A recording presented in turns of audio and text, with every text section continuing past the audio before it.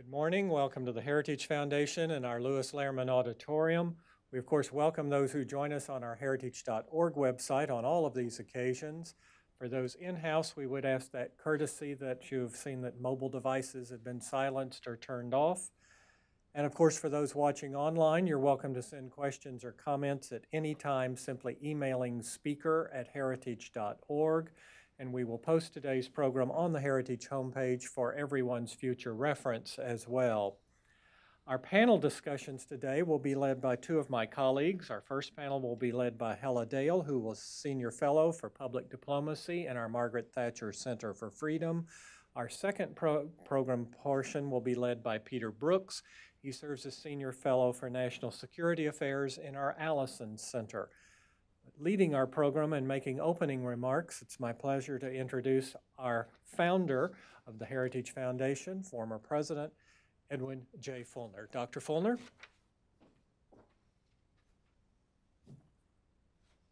Thanks very much, John Hilbolt. Ladies and gentlemen, good morning.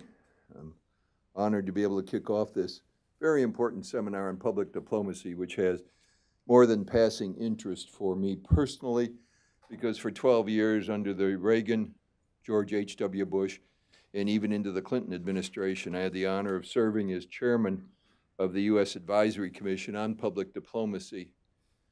And I learned a lot, both in the field from some of the most outstanding individuals I've ever had the opportunity to work with inside the U.S. Information Agency and the Department of State around the world, and from my colleagues, both here at Heritage and on this panel, actually, because it was some 10 or 11 years ago, I think, that John Lenchowski invited me to give a course on public diplomacy at his institute, an event I still fondly remember.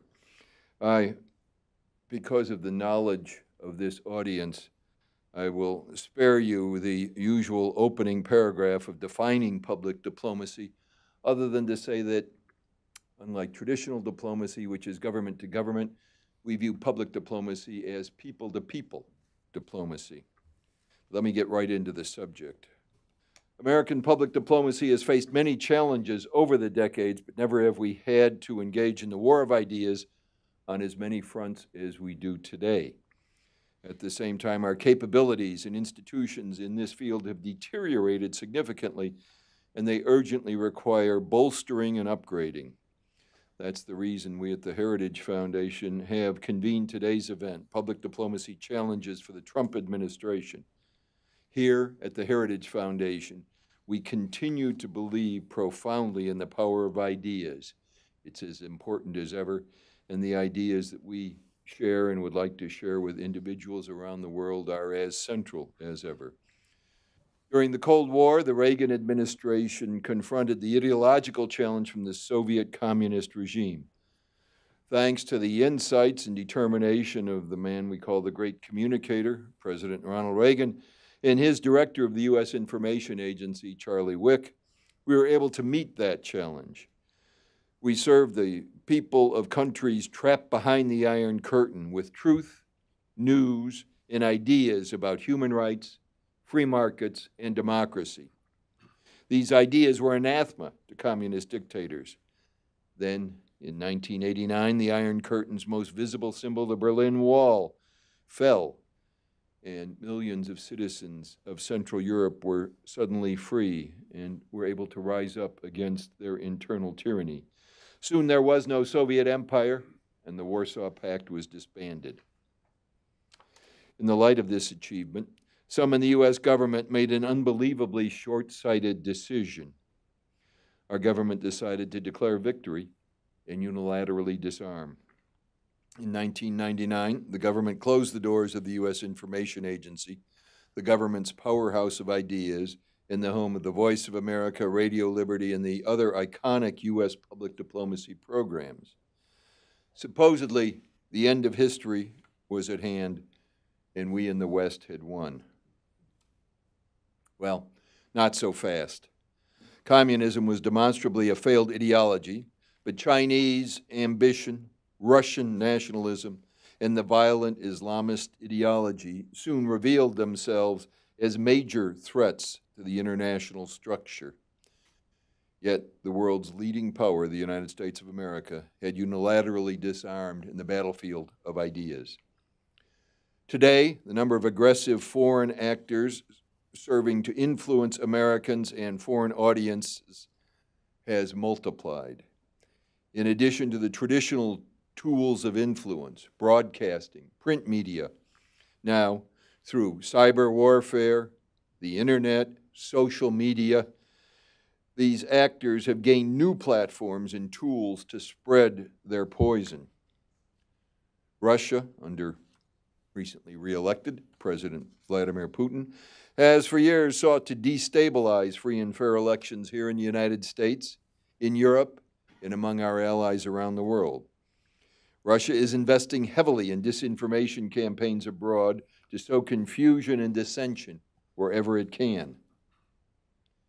Simultaneously, People's Republic of China over the last decade has created global news networks, daily newspapers in many languages, and is increasing itself in its presence on academic campuses all over the world with its well-known Confucius Institutes.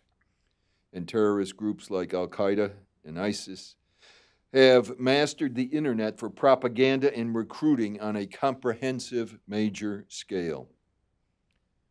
Countering all this would be the job of American public diplomacy institutions, both governmental and NGOs, to address. However, we barely have any governmental public diplomacy capability left. Public diplomacy has been part of the State Department since 1999, and alas, it has all but disappeared. Last week I had the opportunity to be both in Asia and in Europe and saw firsthand some of the challenges that public diplomacy faces with depleted budgets, shortened staff, and challenges on many fronts. On a personal note, as an involved participant in public diplomacy, both for the U.S. government and for this, the Heritage Foundation, a major NGO, under the last 7 administrations, 7 presidents of the United States, in various formats, both here in the United States and overseas. I have stated on many occasions that, quote, in the United States, we only have one president at a time, and that it is incumbent on governmental agencies involved with public diplomacies to accurately reflect and support that president and his policies. The current situation must change if we are to persuade other countries of the power of our democratic ideas, of sharing the liberties Americans enjoy, and of the importance of values that raise each person to the dignity she or he deserves. We must win in this new war of ideas for the sake of this great country, for the sake of future generations of Americans, and for the sake of our friends and allies the world over. I commend our discussants on both panels today for sharing and talking about these issues in a candid and constructive way. I look forward to the combined results of what we come up with today, and I thank all of you for being here with us. Thank you very much for coming to Heritage. Ella?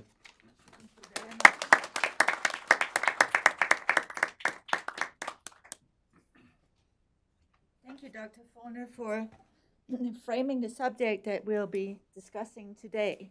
Our first panel is a powerhouse of ideas. 3 speakers who have distinguished records and deep insights into U.S. public diplomacy, past, present, and possibly even future. Our first speaker will be John Lenczowski, the president and founder of the Institute on World Politics, a highly regarded graduate school for international and security studies, where public diplomacy is also taught as a subject. Dr. Lenczowski was a member of the National Security Council under President Reagan.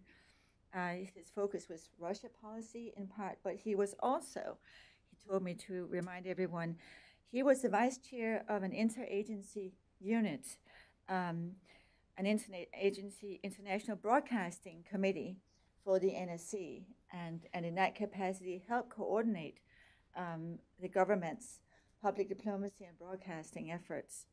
So his background goes way back, and his understanding of what happened successfully under the Reagan administration is obviously firsthand. Dr. Lenchowski was also, or is, the author of Full Spectrum Diplomacy, an influential book on public diplomacy and its key importance for U.S. foreign policy. Our second speaker is Haroon Ullah. He is the Chief Strategy Officer for the Broadcasting Board of Governors.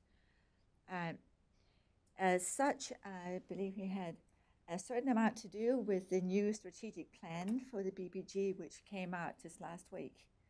So I'm very much looking forward to hearing some remarks on where that will take us. He was formerly with the Office of Strategic Planning at the State Department. Our last speaker, Tom Hill, is a visiting fellow in governance studies at the Brookings Institution. However, he was previously, not so long ago, on the staff of the House Foreign Affairs Committee under Chairman Royce. That was the committee that initiated the reform legislation of, actually, I think both the BBG and the Global Engagement Center of the State Department. So Tom has also played a major role in how these institutions will be reformed, hopefully, or shaped in the future. I will turn the word over to you, John. Thank you very much, Hella.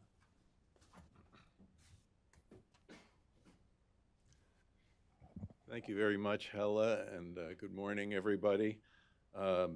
I just would like to say that I'm honored, Ed, that you started this this whole panel and that you're here to attend it. It is. I would just like to say that I very much second all of your remarks, which are absolutely central to U.S. foreign policy, and I'm very grateful to the Heritage Foundation for taking the time and effort to put this seminar together. I would like to just talk a little bit today about this, a little bit more about the strategic importance of our public diplomacy capabilities, and specifically our international broadcasting capabilities. I have lamented for a very long time that we have in this country a very materialistic foreign policy culture, where if it isn't guns and money, it somehow isn't strategically important. And you can always get big interagency meetings, a National Security Council meeting to discuss some military assistance packages, maybe economic sanctions, big trade deals, and so on and so forth.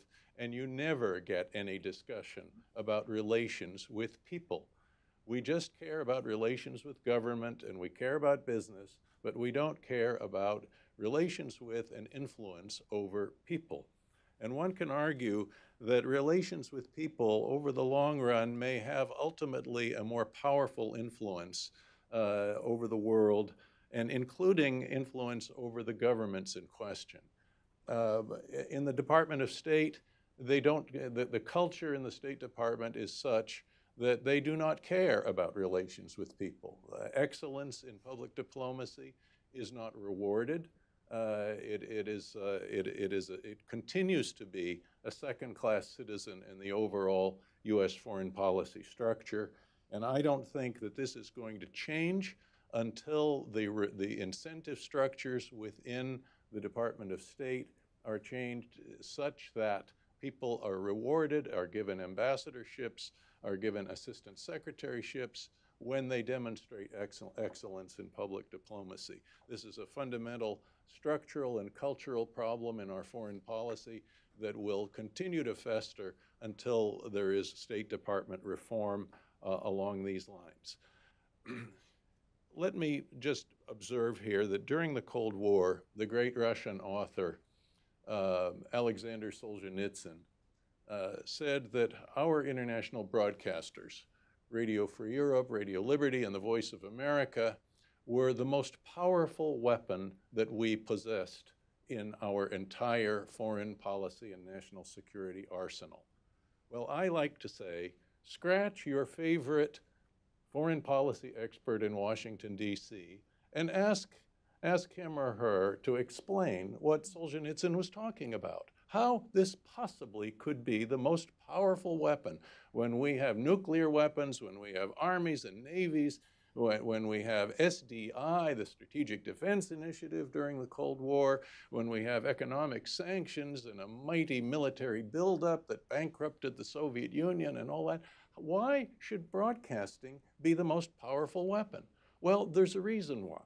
And especially when you're dealing with tyrannical nations, which tend to be the ones that are aggressive against the United States and our friends and allies around the world. I would just like to give an example here of one of the current challenges we're facing, which is with North Korea. I don't think we're ever going to solve the North Korean problem by any other means than regime change. The problem is not the mere possession of nuclear weapons. The problem is who possesses the nuclear weapons. If nuclear weapons were a problem in and of themselves, we should be rushing to the arms control table with the British. But we don't need to, because the British are our allies, and they're not fundamentally threatened by the American concepts of political legitimacy, where the North Korean regime is. And so how do you bring about regime change in a tyrannical government? How did we bring it about in the Soviet Union? Well, in war, Clausewitz explains that you attack the enemy's center of gravity. And the enemy's center of gravity is that without which he cannot conduct war. It's that without which he cannot survive. But in North Korea, what is the center of gravity? It is its internal security system, and which consists not only of its informants and its gulag and all of that sort of thing, but its monopoly of communications and information, by which it controls people's thoughts, their speech, and ultimately their behavior. Combine that monopoly with the ideological party line, and you have the drum beating by which the soldiers have to march. It is the instrument of enforced conformity. And so therefore, in order to break this, in order to get the people to rise up and bring about political change internally, they have to be able to communicate with one another. You know, when in the Cold War, we had the sanctions. We helped the Mujahideen defeat the Red Army in Afghanistan. We supported anti-communist movements in other places around the world. We had our military buildup. We lowered the oil prices in order to deprive the Kremlin of their hard currency earnings.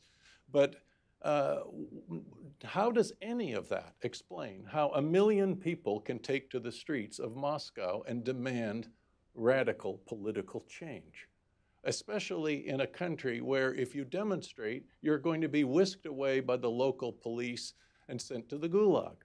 Well, what explains it was that our broadcasts and our communication, including presidential rhetoric to the peoples of the Soviet Empire, helped break the monopoly of information. It took time.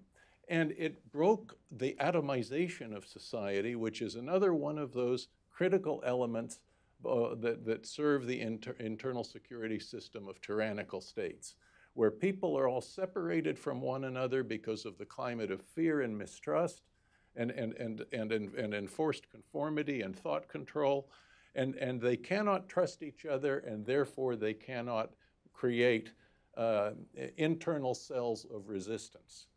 But when we had a broadcasting capability, such as with VOA, RFE and RL, and so on, the Solidarity movement, for example, in Poland, could develop underground lines of communication to the West to let us know about, and to let their own people know about the very fact of their strikes. And whenever there's a civil disturbance in these countries, the regime, the first thing they do before they crush the disturbance is they cut off all communications to where that disturbance is taking place. And so our broadcasting capabilities undermined all of this. Let me just say something about this.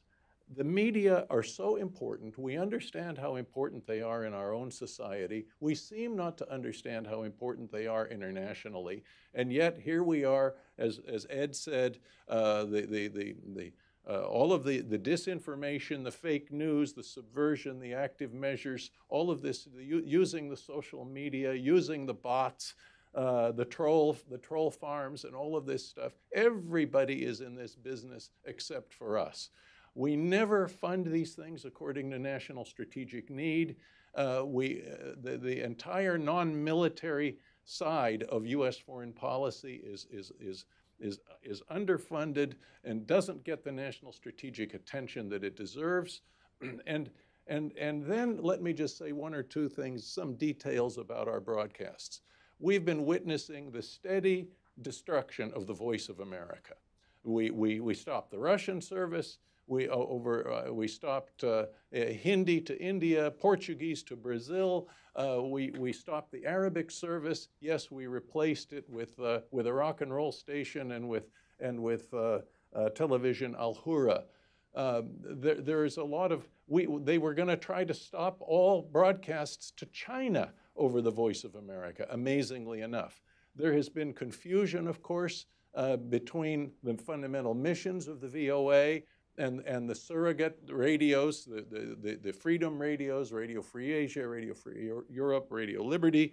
But the point that I would like to make here is we need to be broadcasting to all the world, all the time, in as many media as possible.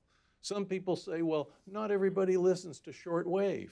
Well, we've got to send in TV, and the internet is the answer.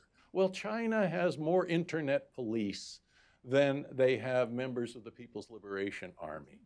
And you cannot surf the web anonymously in any of these totalitarian countries, North Korea and the others. And so therefore, what we need to do is make sure that there are anonymous ways by which people can receive the messages, alternative ideas, accurate news, and their history, their religion, whatever it is that's being deprived, they're being deprived of. And I would just, along these lines, there is a digital revolution that has happened in broadcasting, and that is called DRM, Digital Radio Mondiale.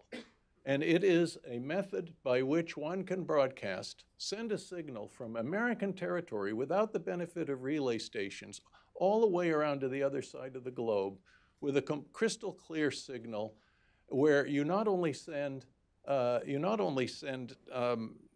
sound, but you can send text and video, and the people who receive it can see this stuff anonymously.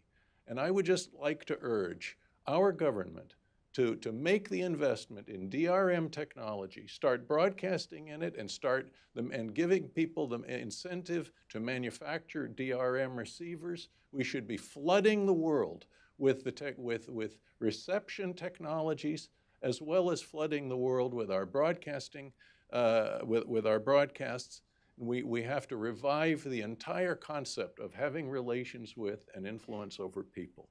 And I could continue for a much longer time, but I thank you for letting me abuse your welcome. Which you did not do. Thank you, John, for your eloquence. Harun, you can speak from here, sure. Wherever you prefer. Absolutely.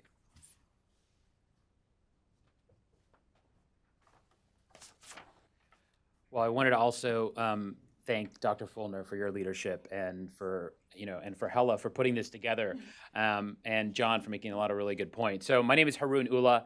I'm absolutely thrilled to be with you here today. And this subject is both personally and professionally, I'm very passionate about it. And so, I am as the Chief Strategy Officer at the Broadcasting Board of Governors. And as John rightly pointed out, this is such a critical time.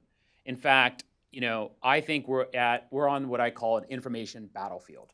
And, a place like Pakistan, for example, which has 45 nuclear weapons, what they do is they shut down our bureau because they understand the weaponization of information. So the Radio Free Europe bureau is shut down in Islamabad. And I can go on and on with examples talking about this idea of how important information statecraft is. Now, I have to say, it's an exciting time to be at BBG because of the type of reforms and the way that we have now starting to execute and implement the national security strategy.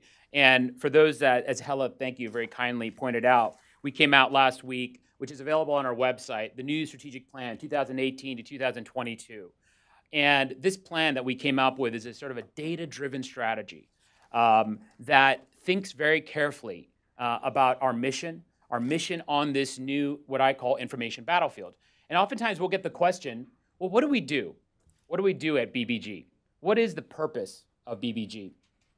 And as many of you might know, our mission statement is to inform, engage, and connect in terms of spreading freedom and democracy. But even more specifically, and I'm a little biased about this because I used to sit on the other side. I helped draft this national security strategy. I used to work on Secretary Tillerson's staff at the State Department and worked very closely with the NSC and with Dr. Nadia Shadlow. And for the first time, we have in our new national security strategy lifted information statecraft. It is now a key part of what we are doing. And if you look at, for example, pillars 3 and 4, advancing American influence and preserving American peace through strength. Information statecraft, for the first time, is now a really key component of how we think about foreign policy. And our new strategic plan is integral. We have woven in sort of, into the main areas, this main strategic priority. So we are, as the BBG family, we're the BBG family is Radio Free Asia, Middle East Broadcasting Network, Radio Free Europe. We are covering so much all around, Voice of America. And so, and the Office of Cuba Broadcasting. So we are reaching 290 million people per week, and we're trying to reach the key audiences. So I want to give you sort of what I think of are sort of the 3 highlights in terms of our strategic kind of, where are we headed?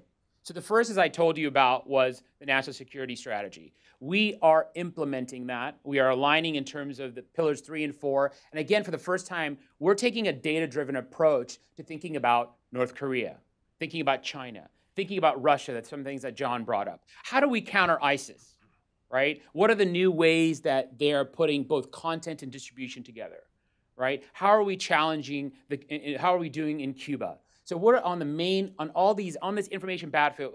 As we understand, there are no longer borders. There's no borders on this battlefield, right? And this is one of the key pivots we see in our strategy, is that we are moving from a country-based model to what I call a language-based model.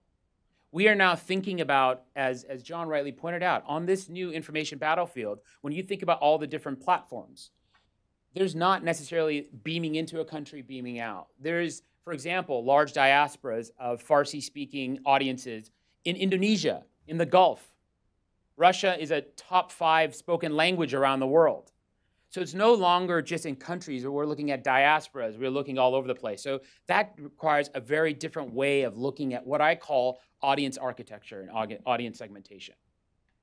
Now, we're taking a data-driven approach. So what we're trying to do is trying to say, as we have this now national security strategy, we think about what are the right audiences? Who are we trying to reach? So while we have 290 million people that we're reaching, are we reaching the right people? Are there more people out there that we need to be reaching? Are there others voices that we need to be enabling as part of our mission? So and the mantra here is, if you understand the sort of global media space, is the following: the narrower the audience, the bigger the impact. So if you think about it, you have to think very carefully about what audiences are we trying to reach. Are we trying to reach that 18-year-old in Moscow that just finished secondary school? Are we trying to reach the 21-year-old single mother in Jakarta? Are we trying to reach the young 15-year-old that's reading comics that ISIS is putting out sitting in Cairo, Egypt? So part of this is thinking about those networks because in a lot of ways, and I write a lot about this. I had a book that came out in November called Digital World War, which it's good to be back here at Heritage. I launched here at Heritage. It was published with Yale University Press, where I look at this. I did research on this digital battlefield, on this information battlefield, about what works from a data-driven perspective. And I'll give you one example. Many of us we know that how important countering ISIS is. We know how important it is to counter their hateful rhetoric. Does anyone know the #1 person on Twitter in the Middle East? Any guesses? Anyone know? Donald Trump. No? Well, no, he is very popular in the Middle East, but I'm talking about somebody from the region. Who is it? Okay, it's close, but no. So it's not a politician, it's not an actor, or it's not a musician. It's a religious cleric, an extremist religious cleric based in Saudi Arabia named Muhammad al-Arafi, who has 20 million followers. Okay, 20 million followers. 60% of Saudi youth find him. He's based in Saudi Arabia, and he's probably the single biggest driver of why young people join ISIS. So when you talk about countering disinformation, it is about looking at key influencers. It's looking at who is the vulnerable audiences that he is reaching. And when we talk about our Middle East Broadcasting Network, which is one of the ways that we've pushed back against this, which is one of the premier channels, we're doing Arabic language content. We have now designed programming to reach those audiences. We have something called Raise Your Voice. We have something that talks about ISIS defectors, that talks about those stories, that talks about the voices of victims, that talks about their journey, because we know from a data-driven perspective, those audiences that is the type of narrative that they're hearing from people like Muhammad al-Arafi. Just to give you a sense of Muhammad al-Arafi, he sits right underneath Ed Sheeran and right above Hillary Clinton as the top followers in terms of top Twitterati around the world, between number 58 and 59 in the world. He has enormous influence. And my point in sort of just giving you that example is we have to think about who are the audiences that we want to reach in terms of our storytellers. And we really do have some incredible storytellers with a mission that are out there putting themselves on the line, as John said, in a number of places. We have 5 journalists right now as we speak in prison, a number that are under pressure, that have been harassed, that their families have been in prison. So I'm a field person. I spent 10 years in South Asia, about the same amount of 10 years in the Middle East. I think about what is that challenge on the ground. The best messaging is never going to come from DC. The best messaging is going to be relying on our journalists in the field who are close to sort of those issues, because as we recognize, all content is local in many ways. So we have to sort of think about how do we leverage that. Now, I want to sort of pivot a little bit, and I want to tackle a couple things. So this is the way I thought about sort of, as I said, it's a very exciting time at BBG, and oftentimes when I go around, people haven't all heard about BBG. Sometimes when people say BBC, maybe it's something else. I say, no, we're Broadcasting Board of Governors, Radio Free Asia, Radio Free Europe, Alpha Cuba Broadcasting, Middle East Broadcasting Network, Voice America. But part of it is that I oftentimes am dispelling myths. There's myths about BBG, about what we do. We're an $800 million global media agency, agency that's competing with everybody around the world. And we are storytellers with a mission. So what I want to start with you today as a lead into this really great conversation with, I can't think of a better panel, is the 5 myths about BBG. So I want to sort of tackle what I think of are the 5 myths. These are things I oftentimes hear in my conversations and with things that I talk about with people. So myth number 1, we are too slow in our reforms and in our modernization. Okay, so oftentimes you'll hear this time and time again. As BBG, we're too slow. We're not moving fast enough in terms of our reforms, that we're not reaching the right people. Okay, and I would say actually that's not the case. And I'm so glad Tom's here, because his previous boss, Chairman Royce, and others on the Hill have been real drivers, real catalysts working with us in terms of leading a lot of the reforms. And I'll give you examples. We recognized early on about what the Russians were doing, as John pointed out, in this disinformation space, right? The Russians had sort of had the playbook. And if you look at it in a lot of ways, the Russian playbook and the ISIS playbook is very similar. The way that they use computational tactics, the way they use first mover advantage, the way they think about their audience architecture has a lot of similarities. So back in February 2017, after a lot of research and data-driven sort of approaches, we launched something called Current Time as a response to that. How many here have heard of Current Time? All right, we have a couple. Okay, good. So Current Time, which is a collaboration between Voice America and Radio Free Europe, and it was designed at taking on the Russian public broadcasting. So not just RT and Sputnik, which oftentimes we hear about, but the real elephant here is the multi-billion-dollar Russian public broadcasting, right, that is spreading disinformation. And this was Russian language content, over 35 programs in over 20 countries, a digital broadcast that would sort of take those issues on head on. We just got done wrapping up around the clock election coverage, 16 straight hours of election coverage, and the numbers were through the roof. But just to give you a metric of how we responded to that and put that channel together, in the last year, anyone want to guess how many digital views we've had? Anyone want to guess? We've had 400 million digital views in the last year, okay? Over half of those, 200 million, come from within Russia.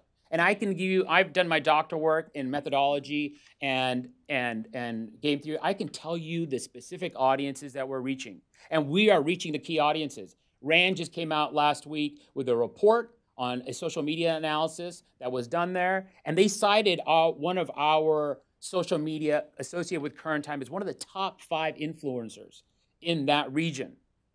And just I want to leave you with this anecdote to talk about, again, how we responded. Anybody watch Sleepers? No? Come on, we need to have someone watch Sleepers. So Sleepers is a Russian drama that is akin to sort of their version of Homeland or The Americans. Okay, and about 2 weeks ago, in the drama that they had, is that they were talking about a an American agency that was a sort of thorn in their side. They really hated this American agency that was in public diplomacy and in doing information statecraft. And you know what the name of was in that episode? What did they call that American agency? Current Time. That's an anecdote you want to take in terms of how we are on the map. The Russian drama that's the most popular drama right now in Russia put Current Time as their number 1 enemy. And I have a number of other anecdotes and both data in terms of how we're being effective. That's one example about our reforms. We just had Elon Berman that came in, who's a close friend and colleague. We had a number of people, and thanks to the chairman, that said, look, we need to be doing better in reaching Farsi language audiences. We need to do better, okay?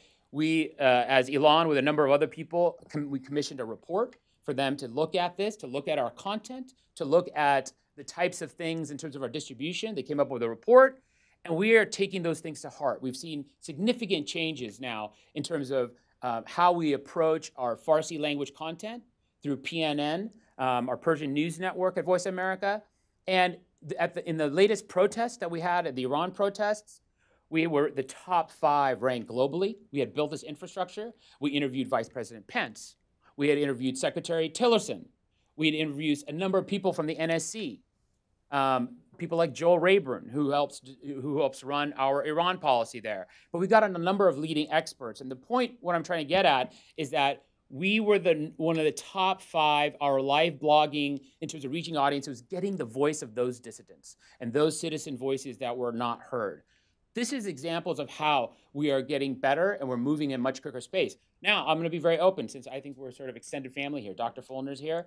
We need to do better in Mandarin. I'll be the first to say it. And we are committed to taking a data-driven approach, like John said, to sort of thinking about what are ways. Now, there's a lot of difficulties. They won't allow us on satellite. It's very difficult to get on cable. I study transmedia. They'll try to block it, as John rightly pointed out.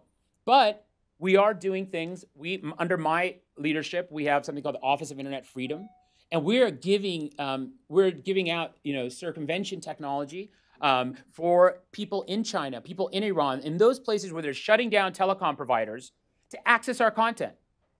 And it's in the millions. I can give you the data of how many people are now accessing it. So we're looking for ways of how to sort of increase our reach and our impact, but we want to do better. And that's an example of how we are. So that was myth number 1, that we're too slow on modernization forms. Myth number 2, that we want to cut radio. How many times I've heard it? A lot of times I'll speak to people and they'll say, oh, you guys are trying to cut radio. You guys are trying to cut this specific language. You guys are you're behind the curve on this. Now, I actually think that's the wrong question. The right question, and based on what John said and what Dr. Fulner opened it, is what audiences are we trying to reach?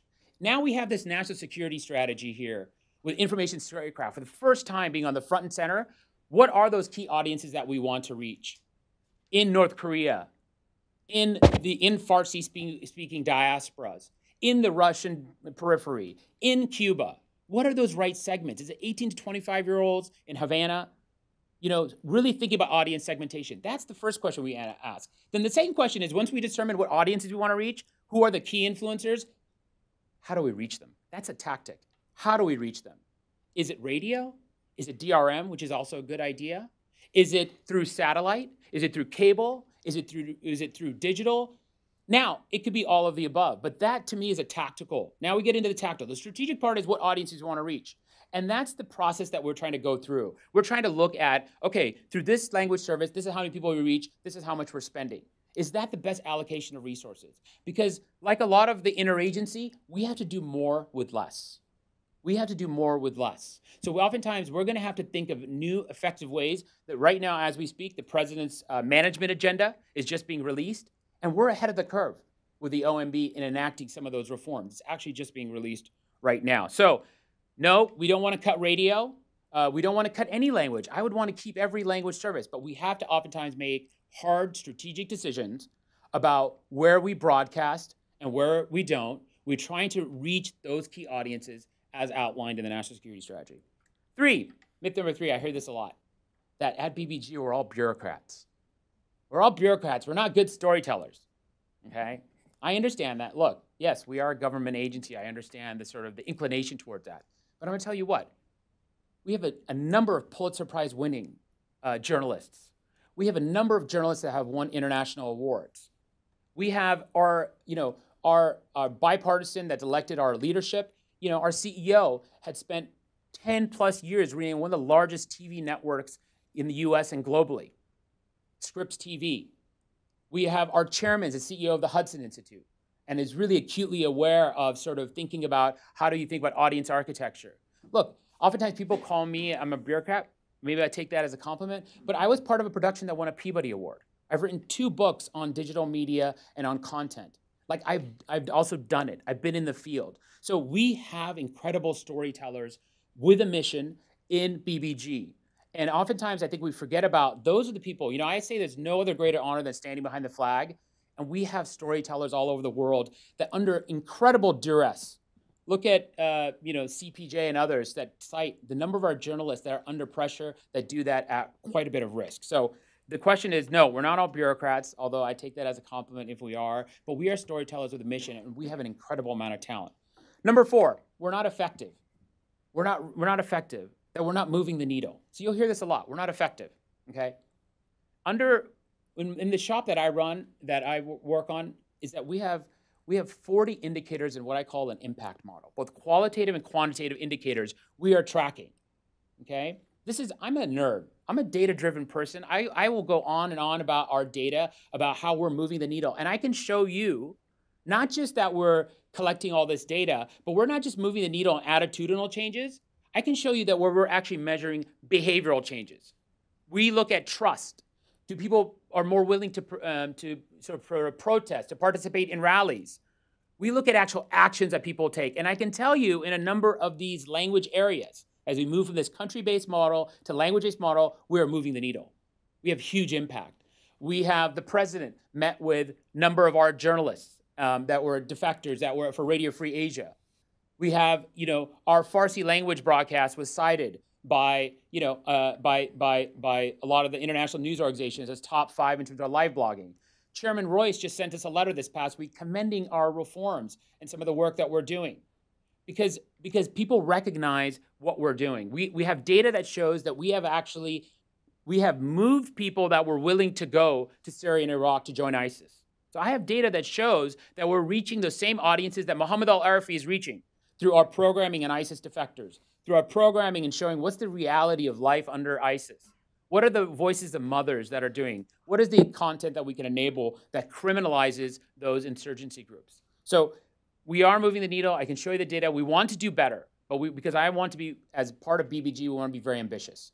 We do not want to sit back and sort of just be content. We want to be the premier global media agency in the world. And that's my last myth, is that we're not competing with RT and with Sputnik and with CCTV and others that are in that space. We're absolutely competing. And in fact, there's something called the DG7, which looks at other public funded broadcasts of Deutsche Welle and BBC and others that we sort of form a coalition with. But we, as many of you know this morning, the Chinese, in recognition of some of our work, launched something called Voice of China, right? They've put in an enormous amount of money in terms of combating some of our work around the world, because the Chinese know that we are incredibly influential in markets like Africa and other places. There's now more Mandarin speakers in Africa than any native African language, for example. So they've started something called Voice of China. Again, time and time again, we're on that battlefield because we understand how important content is and the type of things that we need to do. So I want to leave you with that, those 5 myths, and excited to be part of this discussion. Thanks so much.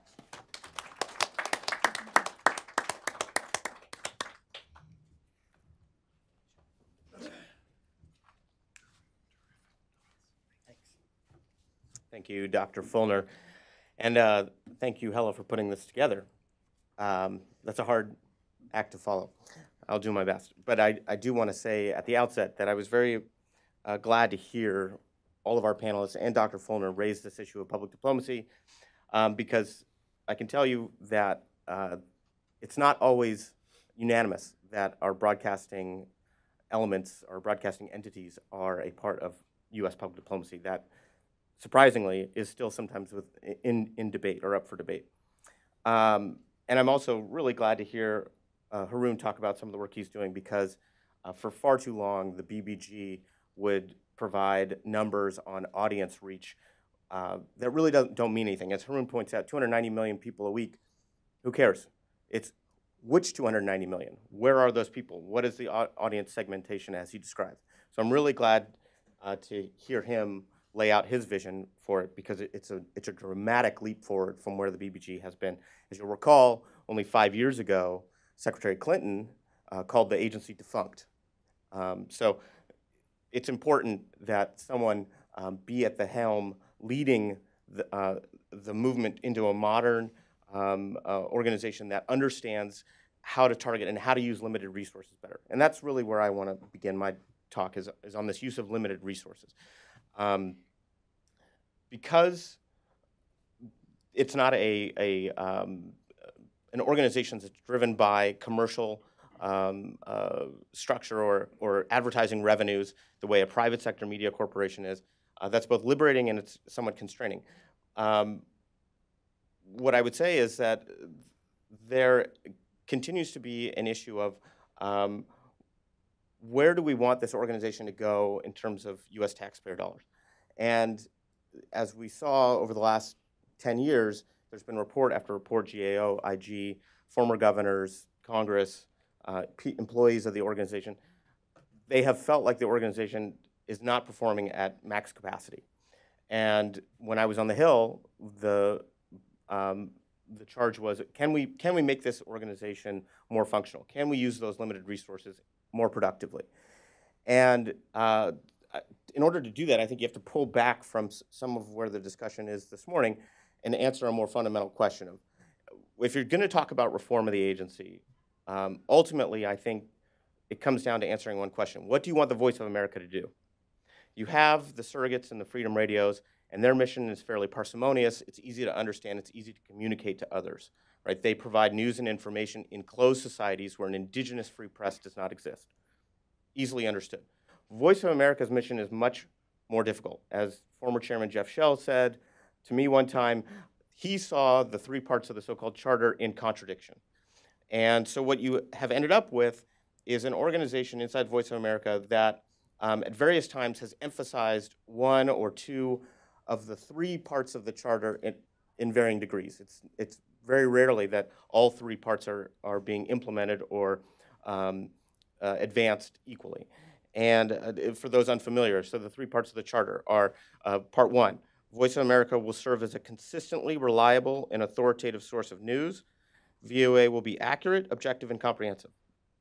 Part 2, Voice of America will represent America, not any single segment of American society, and will therefore present a balanced and comprehensive projection of significant American thought and institutions.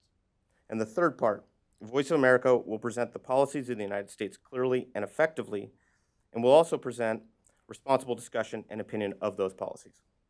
Now, I would say to the first part, this idea of VOA News will be accurate, objective, and comprehensive. I'm not going to spend a lot of time on this, but I do think there's a problem with the use of the word objective, just in general. I like to think of Hunter Thompson, the famous journalist who in the 70s, I think it was 1972, said, there's no such thing as objective journalism. The phrase itself is a pompous contradiction in terms. But I don't want to get bogged down in this idea of relativism, et cetera, but I point that out as an issue. Certainly, Voice of America does a much better job at the second part of this mission, right? They do a great job of representing America in general, I would say. But there is a problem with that, and I would say it's in this third part, presenting the policies of the United States clearly and effectively. It's the effectively part that I think is where this all starts to boil down. In my mind, effectively means towards the ends for which the policy is intended. So are they advancing U.S. foreign policy? That's the public diplomacy part. Is the Voice of America advancing effectively U.S. national security policy? And I'd say that in general, the VOA has been opposed to this idea. They've wanted to be considered just news. There's often a repeated trope about this need for a firewall, seemingly walling them off from any discussion of U.S. national security or foreign policy matters. I would just say that the firewall idea, A, is not in law. This is in a conference report that was in legislation in the past. It's not binding. But the idea that you cannot have journalistic independence while also not advancing national security goals and objectives, I just find incomprehensible. And if you look back at the other legislative elements from the '94 Act, it's very clear that there is an attempt to align Voice of America with U.S. foreign policy, right? The '94 Act says, number one, the first thing that Voice of America will do is be consistent with the broad foreign policy objectives of the United States. Seems very clear to me. The second part, it says, to provide a balanced and comprehensive presentation of U.S. thought, institutions, culture, society, and government policy. So when Voice of America pushes back on this idea that they should be out as a critical element or a critical tool of U.S. public diplomacy, I find that deeply problematic because it doesn't seem consistent with the legislation that supports the mandate. I think it's been pretty clear from Congress's point that they don't want Voice of America to compete with MSNBC or CNN or BBC. That's not their job. Because they have an alternative funding mechanism, they have great freedom to run stories that don't have to be, if it bleeds, it leads. They can write the stories because they know it's important for U.S. foreign policy, not because they're trying to attract the greatest number of eyeballs. And that, I think, is incredibly liberating for the organization, but it's not a philosophy that's typically embraced. Oftentimes, and I think this is where the criticism is you will see or hear Voice of America people say, well, we want to report on these stories because they're the stories that our audience wants to hear. Well, sure, but if you're reporting on a drone strike story in Yemen, U.S. drone strike story, Al Jazeera is covering that, Al-Manar is covering that. You have any number of other outlets that are going to cover that story. And it may be appropriate to also have Voice of America to cover that story. But that should also be mixed in with other things the U.S. government is doing that the other networks aren't covering, right? So Al Jazeera is never going to tell its viewers about the thousands of girls who go to school in Afghanistan today because USAID built schools and trained teachers and provide books. Al-Manar or Press TV, which is the Iranian state-sponsored television, are never going to tell you stories or tell their audience stories about what USAID did in Iraq to help farmers learn to irrigate their farms better so that they could feed people so that there wasn't a catastrophic famine. Or any number of outlets are not going to talk about how Americans, just average citizens, not government employees, but just private citizens, through the goodness of their heart, picked up from the United States, went to West Africa to help in Ebola relief. The United States is an incredibly philanthropic country. We do a lot of work around the world. We spend almost $56 billion a year in foreign assistance. There's a lot of good stories. And so VOA doesn't have to only report the same things that CNN or BBC or others are doing. There's a whole world of stories that are not being covered that explain what else America does in the world besides a drone strike. And that is their field where they can play, and they are totally unchallenged. So they have free reign to pick any story in that space they want, and that really is advancing U.S. foreign policy. And I don't see that as a directive that somehow infringes upon this idea of journalistic integrity or journalistic independence. I see this as VOA fulfilling the mandate that they've been given by Congress. I would also say that, well, I'm sure we'll get into it more about Voice of America as we talk more about it. But I do think that if there is going to be an effort by the White House, which seems to be clear from the president's March 2017 executive order, to fundamentally rethink many of the government agencies that we currently have. There has been legislative efforts in the past. As with all legislation that have been proposed, it's not perfect. And I do think that there's an opportunity here, if the White House supports it, to really push the envelope on Bbg reform. In the past, Bbg reform has suffered from, I would say, apathy, not because of a strong objection to the policies that are proposed per se or the reforms that are proposed per se, but because there's a lack of appreciation for what Bbg does. And as Dr. Lankowski pointed out, this is critical. And so if the administration is serious about getting into this space and competing with other countries in the war of information, definitely reforming the Bbg would be an element in that. And with White House support, more far-reaching legislation than what has currently been proposed or was proposed previously could also be pushed. But I think in order for that legislation to really have an impact, it all has to start with answering this question: what do you want Voice of America to do? How do you want that organization to look? Once you answer that question, all of the other questions I think about reform start to become more clear. And whether you divide the agency, whether you consolidate the agency, whether you fully privatize, whether you fully federalize, all these other questions can't be answered until you first figure out, what do you want Voice of America to do? And so that's where I'd like to see the administration go if they are serious about this. Thank you. Thank you, Tom. Thanks very much.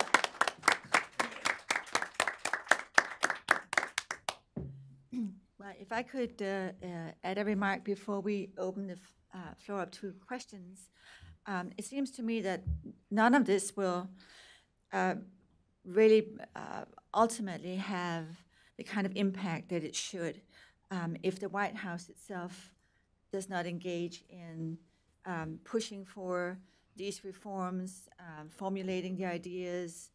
I'm very encouraged to see that the strategy that Haroon described meshes with the national security strategy, which I think it absolutely has to do. We've written this many times here at the Heritage Foundation, that public diplomacy is part of U.S. foreign policy. But I wanted to just briefly to ask any of you, and obviously Haroon, do you see the White House deeply understanding and engaging in that kind of, communication or on the communication battlefield of the world at the moment? That understanding is there. The short answer is yes. We have. In fact, I actually interact more with the NSC now than I did when I was on at State Department. They're almost every week briefing various regional directorates and others that care about this issue. We have a number of folks there that are thinking about this. They're wrapping their heads around this. Nadia Shadlow wants to run a information statecraft pillar, which is basically bringing the interagency together, where we'll have a seat at the table. At one of those sessions, I sat with Dr. Lankowski, who knows more about this than most in terms of how to do this. So I found them to be very receptive. Now, on a very strategic level, we expect at some point for them to announce a nominee, which we would very much welcome. And I see our work and our both bipartisan board and our current leadership as trying to, as best to sort of, as we carry out this vision to set things up, going forward in the future. And so, we have, I think, a fantastic roadmap. I mean, I'm biased, I really do. And Tom, you brought up a lot of good points, and you've been a huge advocate, and we wouldn't be here today without a lot of the work that you did with Chairman Royce and others. And I do think that Voice of America, has been taking on this challenge. I think in a lot of ways, I think a little bit is that when I hear about what you mentioned, I think it reminds me of a lot of discussions we had in the past, which is a little bit like how maybe Voice of America was back, many years ago. But I do think we've turned a corner. We have, as Voice America has, in terms of the mission, we've done the Extremism Watch Desk, which is now averaging over 800,000 views per video they put together. This is criminalizing Boko Haram. It's criminalizing. Who's here? Anyone here seen the Extremism Watch Desk? You should go up there and look up the channel, the Voice of America's Extremism Watch Desk, an incredible resource. I know some of the people that are working on there because I knew them from Afghanistan and Pakistan and in the field. Some of the best journalists that are putting together, they're almost like a BuzzFeed against extremism. And what they're doing is they're putting in pieces of content that are going viral, small videos, memes, ways of sort of getting to these young audiences, really innovative stuff, and has incredible metrics through the roof. Voice America just did a Boko Haram documentary, some of the best work, won awards. We had exclusive coverage of what's going on in Boko Haram, and the documentary is now, again, it's now going to be in all Nigerian public schools coming out in the next year. So you talk about impact, it's huge, some of the content that we're getting. I talked about some of the work Elon knows and others that if you watch, and as for somebody who speaks Farsi, if you watch some of our coverage, we are criminalizing the IRGC. We are talking about the corruption of what's going on. That's why our live blogs were so popular. We were actually vetting the citizen voices of people that were upset about what was going on in their country, both there and around the world. And that's why that content was so powerful. So I think in so many ways with the current time, we have so many examples of how Voice of America is really at the front edge. And I think a little bit of what you talked about is kind of like the way we think about our uncles of Voice of America. That used to be maybe how it was many years ago. John knows that yes, maybe in the past we lost maybe our way at some point, but really I think it's become refocused. And I feel that it's a data-driven perspective. Look, a room of us here can come up with anecdotes about what we think coverage should be. But I really think as somebody, we have to think carefully about both the qualitative and quantitative. We have to look at impact. We have to look at audience architecture and who are those audiences we want to reach, which was your original question. Okay, well thank you. Let's see if we have anybody in the audience who would like to ask a question. And if so, please identify yourself by name and affiliation, please. Hi, I'm Chen Weihuan, China Daily. So I would fall into the category, say, the Chinese influence, probably. I just want to offer a perspective. The question is really. Question, preferably. Yeah. Would you, so actually welcome, the international broadcaster, whether from China, Russia, or other country. The thing I think I want to make a very brief comment. It's like, if you only watch Fox News and not MSNBC, or if you only watch MSNBC and not Fox News, you are misinformed in this country, I would say. So I would say you will be well informed if you watch France 24, CGTN, CCTV, even RT or Jazeera. So I think you should think, because American TV never really reported like Africa, given the different perspectives. So But people do have the freedom to watch any of those shows. They're on our cable networks. I don't think there is a dearth of foreign media. It's like, in the Washington, D.C. think tank, which I go a lot, the only shortcoming is when you talk about China, there is always not a Chinese on the panel. So that's actually, you should welcome the Chinese participation, Russian participation, French participation, whoever they come from. You can disagree with. I'm really glad you're here, but can I just ask you, if you have a question, you can ask it now, or else let's have someone else. Yeah, I just say, is there sort of you see as a value for international media to be here in the U.S. rather than see them as a hostile sort of a threat? Thank you. Does anybody want to take that on?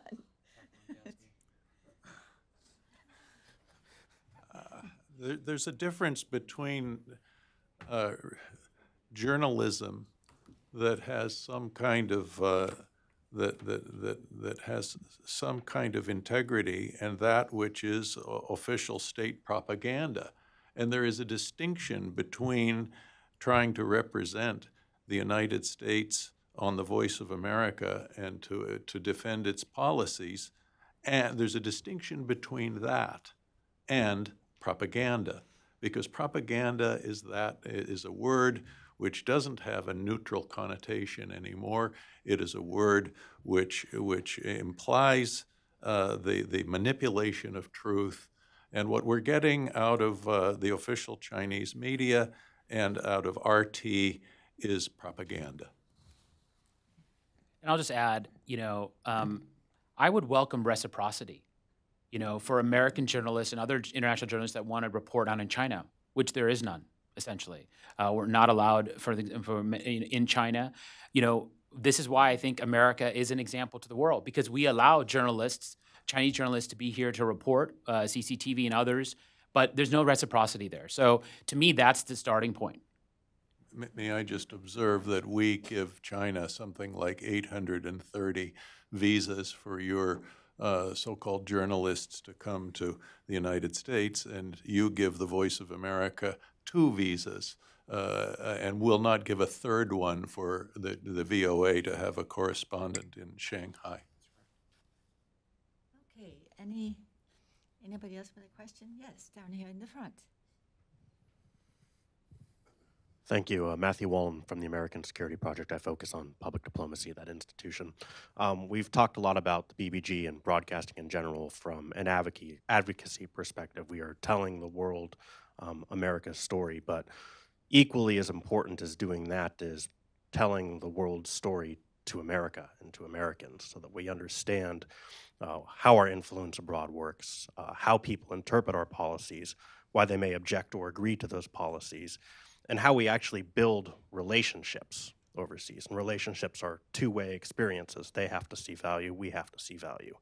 So what elements can we expand upon to increase that? I've noticed in the president's budget for exchanges were cut by nearly 2/3. And I'd say exchanges are probably at least equally as important as international broadcasting. So what can we do, whether that's from a broadcasting perspective or from a general public diplomacy perspective, to increase the aspect of listening to the world and understanding how to create more effective policies? Well, I agree with you that exchanges are an important part of all of this. Visitors programs, there are, and having a much more active representation abroad by our cultural affairs officers, who tend to be out there in the field, who interact with people other than in the ministries, who will talk to filmmakers and professors and authors and other cultural figures, religious leaders and so on, who somehow tend to be beyond the reach of most ordinary embassy officers. And many of these cultural affairs officers will have their finger on the pulse of foreign societies in ways that some of the political officers often do not have. But this is something that I would like to repeat is not emphasized at the department. Excellence in this business is not rewarded. It's not properly funded. We have a former ambassador on our board of trustees at the Institute of World Politics, Dr. Aldona Vosh, who was ambassador to Estonia, and I asked her, what would you like to have if you possibly could have in the realm of scholarships, Fulbright scholarships, and that sort of thing for Estonians to visit the United States? She had something like 30, and she said that she could easily use 200, but that's not something that U.S. foreign policy particularly cares about. And this gets down to a fundamental problem that diplomacy and public diplomacy almost never get funded according to national strategic need, which is why I recommend that somehow the Congress get itself together and create a unified defense and foreign policy budget, which where all diplomacy and public diplomacy are seen as part of the national security infrastructure of the United States, and they are much cheaper than other national defense spending, and they ought to be funded according to national strategic need. And when Haroon talks about the about how we have to do more with less, this is a fundamental problem. It shouldn't have to happen when something has the kind of impact that our broadcasters have in the world. We should, the entire Voice of America, I remember when it was at its zenith in the Cold War, was the whole budget was the equivalent of 5 F-15 aircraft at a time when we were buying 900 F-15s.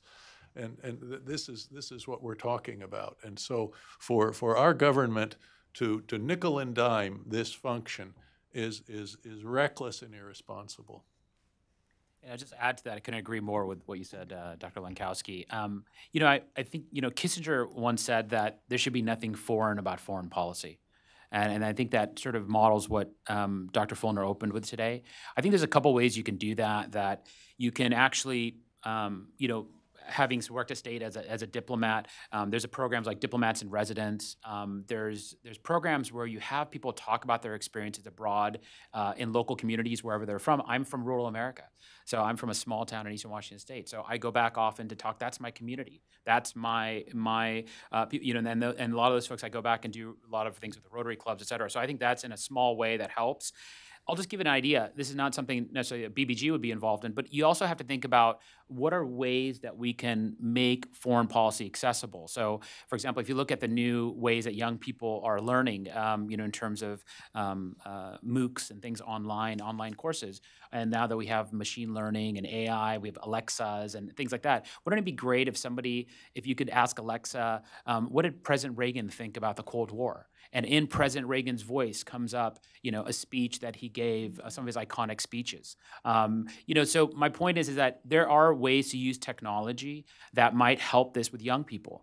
They're not going to, you know, I joke sometimes. When I wrote my book last fall, I was really ecstatic because I got on 2020 and I was on with Diane Sawyer talking about ISIS and it was on.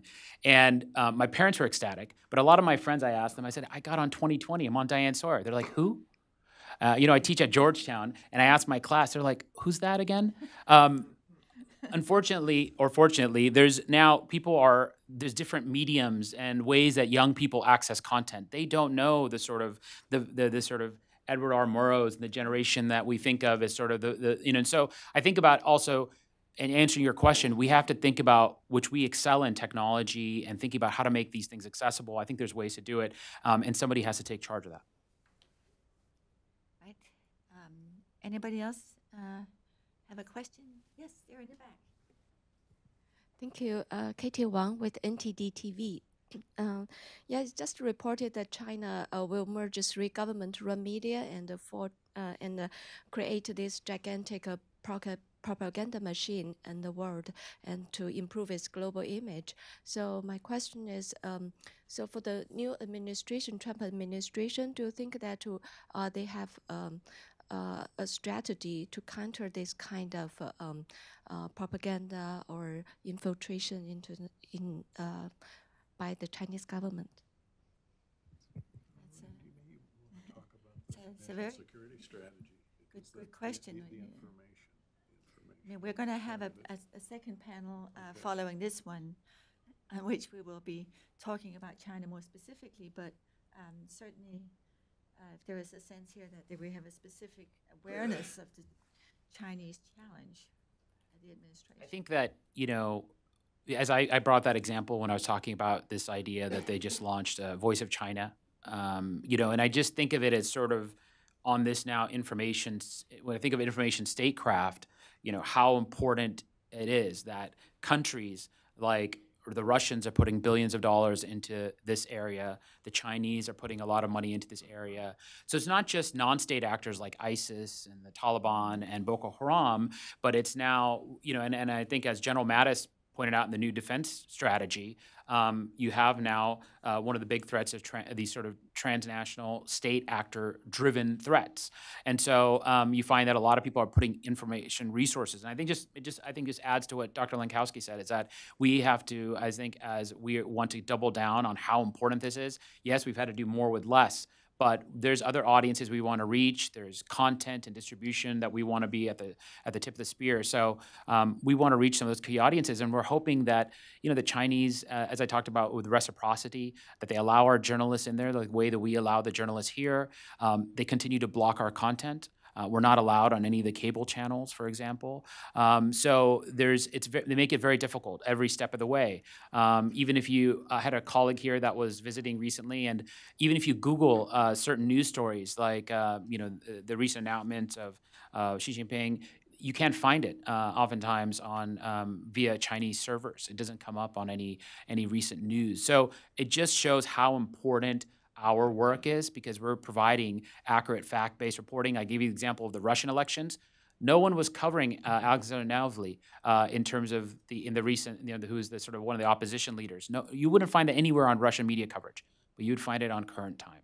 You'd find it on our around-the-clock coverage. So our strength, our competitive advantage is that we have a unique perspective of telling America's story and our storytellers and aligning, again, with the national security strategy.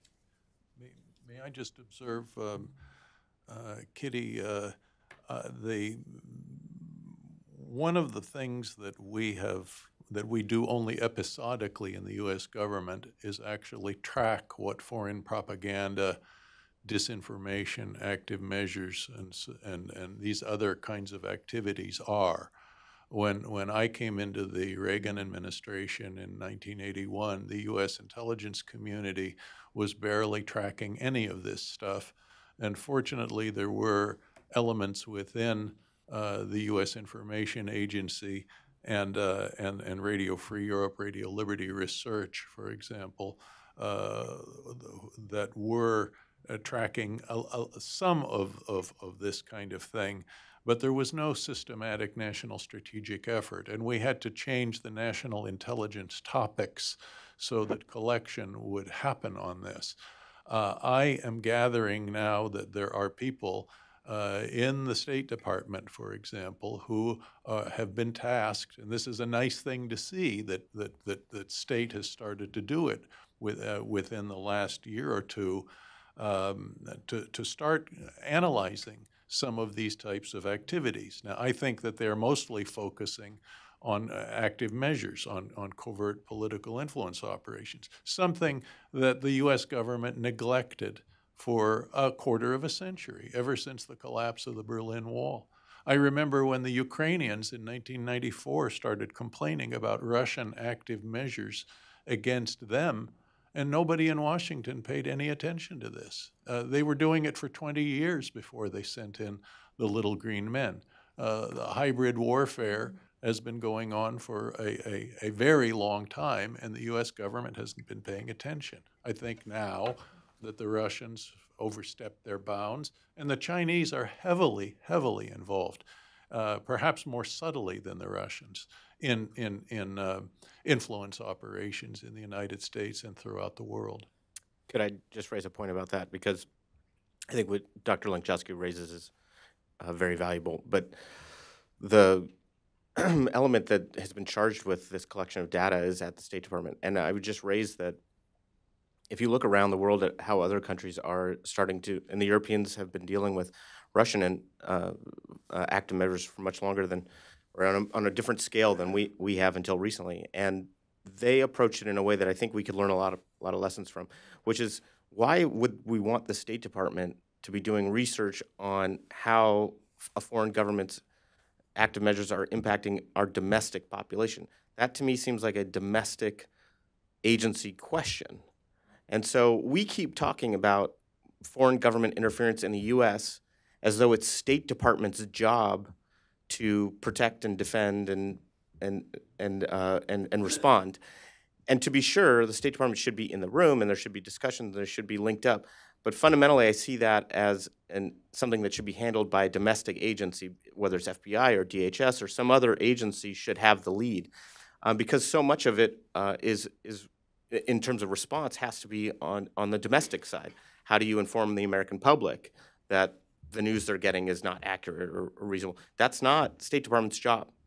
And so I think when we, especially as the Trump administration starts to consider what is the institutional architecture that we need in place to be better protected or to respond more effectively, I would strongly urge them to think about and look at other models that exist. For example, the way the Czech government has set up in the last 18 months, a new government agency that deals with this. It's housed within their Ministry of the Interior, or whatever you'd consider their domestic law enforcement agency, which I think is an incredibly insightful way to think about this problem. We have one final question for this panel, and then we'll adjourn and get a new group of speakers up here. Hello, my name is Evgenia. Oh, I'm sorry. We had a little. Well, maybe we can combine these last two comments. There's one in the back as well. Sorry, you can't see what I'm seeing. Yes. Hello, my name is Evgenia, and I'm from the Russian embassy. So my question actually is to Harun Ula. Earlier you told that Russia and ISIS use the same playbook. I'm just trying to understand the way you think, and I want to ask, what do you mean by saying that? Thank you. Yes, and let's combine it with a question now. Hi, I'm Gordon Johnson, businessman, retired. And thinking back to Vietnam, I'm wondering, the big question in Vietnam was, how are we doing with the minds of the people in the villages? And this is really the problem in public diplomacy. How do we know how we're doing with the minds? Because that's what wars are now. They're wars for minds rather than for geography. In Vietnam, there was a computer in Bangkok, a great big, and the level of majors went out into every village and asked questions to try to map the feelings of the Vietnam villagers. The major would ask questions like, when you go into a village, do the children run away or do the children come to greet you? They would ask, does a chief or the head of the village sleep in the village, or does he go to a neighboring village for safety? In other words, they were trying to measure the level of mind, what the mindsets were, and is somewhere in the U.S. government, is there a map of how we're doing around the world? We have an economic freedom map from Heritage, but is there anybody doing maps of how are we doing, and as critical questions of, and measure, what do you measure? But yeah, it's related to what we were just discussing before. Does anybody want to take it? Well, obviously, your comparison of Russia and ISIS. Yes, absolutely. So I'd say in three ways. So one, and I've written about this, you can look at my book, as I mentioned, Digital World War, and I've written a lot about this. But one is that in terms of first mover advantage. So when they look at it, they understand the sort of information space that you want to define the narrative. You want everybody able to respond to. So in a lot of ways, ISIS, they'll put something out very quickly, whether it's take responsibility for a bombing or to sort of, the way they do their storyboarding is the same way that you find oftentimes some of the broadcasting outlets that are pushing sort of a Russian sponsored agenda. So that in terms of, again, setting the narrative, it reminds me of when oftentimes I was in London in a previous life and I met with one of the RT senior executives and I said, we were having a chat over coffee and I just said, well, what's the goal? Oftentimes your work. And he's like, well, it's to confuse people. Because we want them to understand there's no objective truth, right? The goal is not necessarily to move the needle all the way, it's just to sort of plant that seed. Two, I'd say computational tactics. So they use very similar computational tactics, and I've mapped this out in terms of algorithms. But basically, they understand that you need a very nimble, fast-moving ecosystem of fanboys to sort of help amplify content and seed content, because that's how you get virality to move across platforms. And so there's a number of other ways I can talk to you about. I'm not trying to say there's collusion between the two, but what I'm trying to say is that they use similar tactics. It's just it's sort of something that Dr. Lankowski talked about, information operations. This is the same using current tools, and they use new platforms. So a lot of times we talk about Facebook and Twitter, but where are oftentimes a lot of the key audiences using? Does anyone know what the #1 app is now for ISIS? Want to guess? No, it's not Telegram. It's called Saraha. A lot of people don't know, right? So it's actually was started as an anti-bullying app. And you'll see channels now that RT are using on Saraha too. It's a way to reach young people. It was designed for a very different purpose, but now that's the way that young people are using it. So we're talking about older apps, so they use what I call platform agility. Right. And do we have a map of how we're doing around the world? Let me just observe that when we shifted our doctrine in the Afghan war, we were starting to pay attention more to, and in Iraq as well, we started paying attention to hearts and minds. And as it happens, General Mike Flynn, when he came in to head up military intelligence in Afghanistan, observed that we were collecting 95% of our collection effort was on improvised explosive device networks, and only 5% on cultural intelligence of what was going on in the valleys and the villages and the tribes and how they viewed us.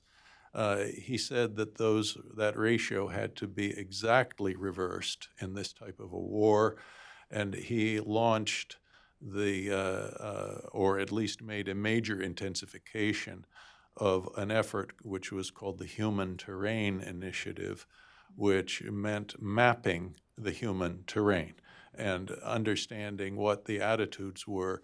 But the U.S. government did not have an institutional capability to do this, and so they hired contracting companies that would hire people who had regional expertise and cultural anthropological knowledge and sensitivity to go and do these kinds of things. As it happens, a number of our graduates at the Institute of World Politics who've been educated in public diplomacy were hired by some of these firms in order to go do this, and they would do surveys of one of them, for example, who ended up finally getting the job as head of the Afghan desk in the Pentagon, launched on his own initiative a survey of the effectiveness of al-Qaeda and Taliban propaganda in 6 strategic Afghan provinces, and found all sorts of very lamentable attitudes.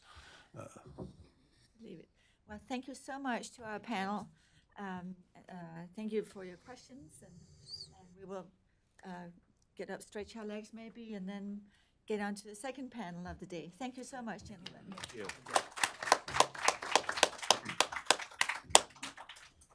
And I should say in the second half of the program, we'll focus more specifically on regional threats to U.S. national security from the public diplomacy perspective. All right, we're going to get started with the next panel, Influence Space, the Challenges from Abroad. Joining us today is Ilan Berman, Senior Vice President at the American Foreign Policy Council. At AFPC, Ilan focuses on regional security in the Middle East, Central Asia, and the Russian Federation. Ilan is also an adjunct professor for international law and global security at the National Defense University and a member of the associated faculty at Missouri State University's Department of Defense and Strategic Studies. That's quite a business card. He's also advised the Department of Defense, the CIA, and congressional offices on foreign policy and national security. He's the author of a number of books, the most recent being Winning the Long War, Retaking the Offensive Against Radical Islam. Is that the latest? No, it's not the latest. It's not? But that's the What's most your latest? Tell us. The most germane. I got this from Hella, so okay. what's the latest book? Latest book is called Iran's Deadly Ambition. Okay, there you got it. Corrected for the record. That's all right. Ilan has a BA in politics from Brandeis and an MA in international politics from American University and JD from Washington College of Law. Ilan will be speaking about the Middle East, right? Yep. Okay. Yep. We also have here Mark Stokes, who is the executive director of the Project 2049 Institute. Previously, he was a founder and president of Quantum Pacific Enterprises, an international consulting firm, and vice president and Taiwan country manager for Raytheon International. He also served as Executive Vice President of Lifefood Trading Company, a subsidiary of Rayfeld Group, a Senior Associate at the Center for Strategic and International Studies, and a member of the Board of Governors of the American Chamber of Commerce in Taiwan. A 20-year U.S. Air Force veteran, Mark also served as Team Chief and Senior Country Director for the People's Republic of China, Taiwan, and Mongolia in the Office of the Assistant Secretary of Defense for International Security Affairs. He holds a BA from Texas A&M University and graduate degrees in International Relations and Asian Studies from Boston University and a Naval Postgraduate School. He has a working proficiency in Chinese. And Mark will be talking about China. And Hella Dale, Senior Fellow for Public Diplomacy at the Heritage Foundation. I understand Hella was introduced previously on an earlier panel. Yes. Okay. And she'll be talking about Russia. Who should we start with, Hella? Well, why don't we start with Elon. Okay, Elon. Okay. Care to start? Thank you. There. Wherever you like, whichever you're comfortable Well, with. let me sit. If you guys don't mind, I'll be a little bit less formal. I'll sit here. 10 minutes, 15 minutes? Okay. I'll try to be as coherent and as short as I can. It's not always the same thing. So, first of all, thank you. This is, I think, an enormously important topic at a very, very opportune time. As all of you know, if you're working in this space, there's been a tremendous amount of turmoil, even in the last week, in terms of personnel, right? I'm a firm believer that personnel is policy, so we'll sort of get to that point when we talk about it. But my writ today is to talk about the Middle East, or maybe scoped a little bit differently, to talk about the war of ideas and the war on terror, right? So that component of what we've been looking at in the Middle East and elsewhere over the last 2 decades. Because it has been almost 2 decades. And for almost 2 decades, we've struggled with 2 competing notions. One is the reality which is being conveyed to us by military commanders, by every military commander, every civilian person in the civilian command authority has come to the realization that we can't kill our way out of this problem. That we're looking at kinetic conflicts in Iraq and Afghanistan, low-level engagements in places like the Sahel and in Southeast Asia. But the reality is the real battle is being waged in terms of hearts and minds, in a very real sense. You can erode the caliphate in Iraq and Syria, but do nothing to dent its mystique. And that's a completely different target set. It's a completely different battle. And it's one where we have to use information rather than bullets. And we've been struggling with the best approach to figure out how to do this, the best mousetrap for the war of ideas for almost 2 decades. In the early going, the Bush administration really focused on this idea of demystifying and selling America. Right? This was the whole brand America concept, the idea that if they know us, they'll love us. It turned out not so much. So I don't want to spend a lot of time in it. We can certainly do it in the question and answers. But there was a lot of naturally characterized as false starts that the Bush administration tried in terms of trying to capture the intellectual space in the war of ideas in its 2 terms in office. The Obama administration had a different problem. They essentially had, during its 2 terms in office, the Obama administration had a fundamental misreading of the Muslim world, and it had a retraction of U.S. foreign policy. And those 2 things combined together in a very pernicious environment for U.S. influence and U.S. information abroad. In terms of misreading the Muslim world, President Obama's maiden foreign policy outing in mid-2009, this was the uncharitably called his apology tour to the Muslim world. The capstone of that tour was his speech at Al-Azhar University in Egypt, in which he essentially told the 1.7 billion Muslims in the world, you're all the same. You have a problem with America. We have a problem with you. Let's all work to make it better, right? Even the title of the speech was A New Beginning, right? And so as an interesting thought exercise in the almost decade since, every time I go to a majority Muslim country, I try to ask the same question, which is, what did you think of President Obama's Al-Azhar address?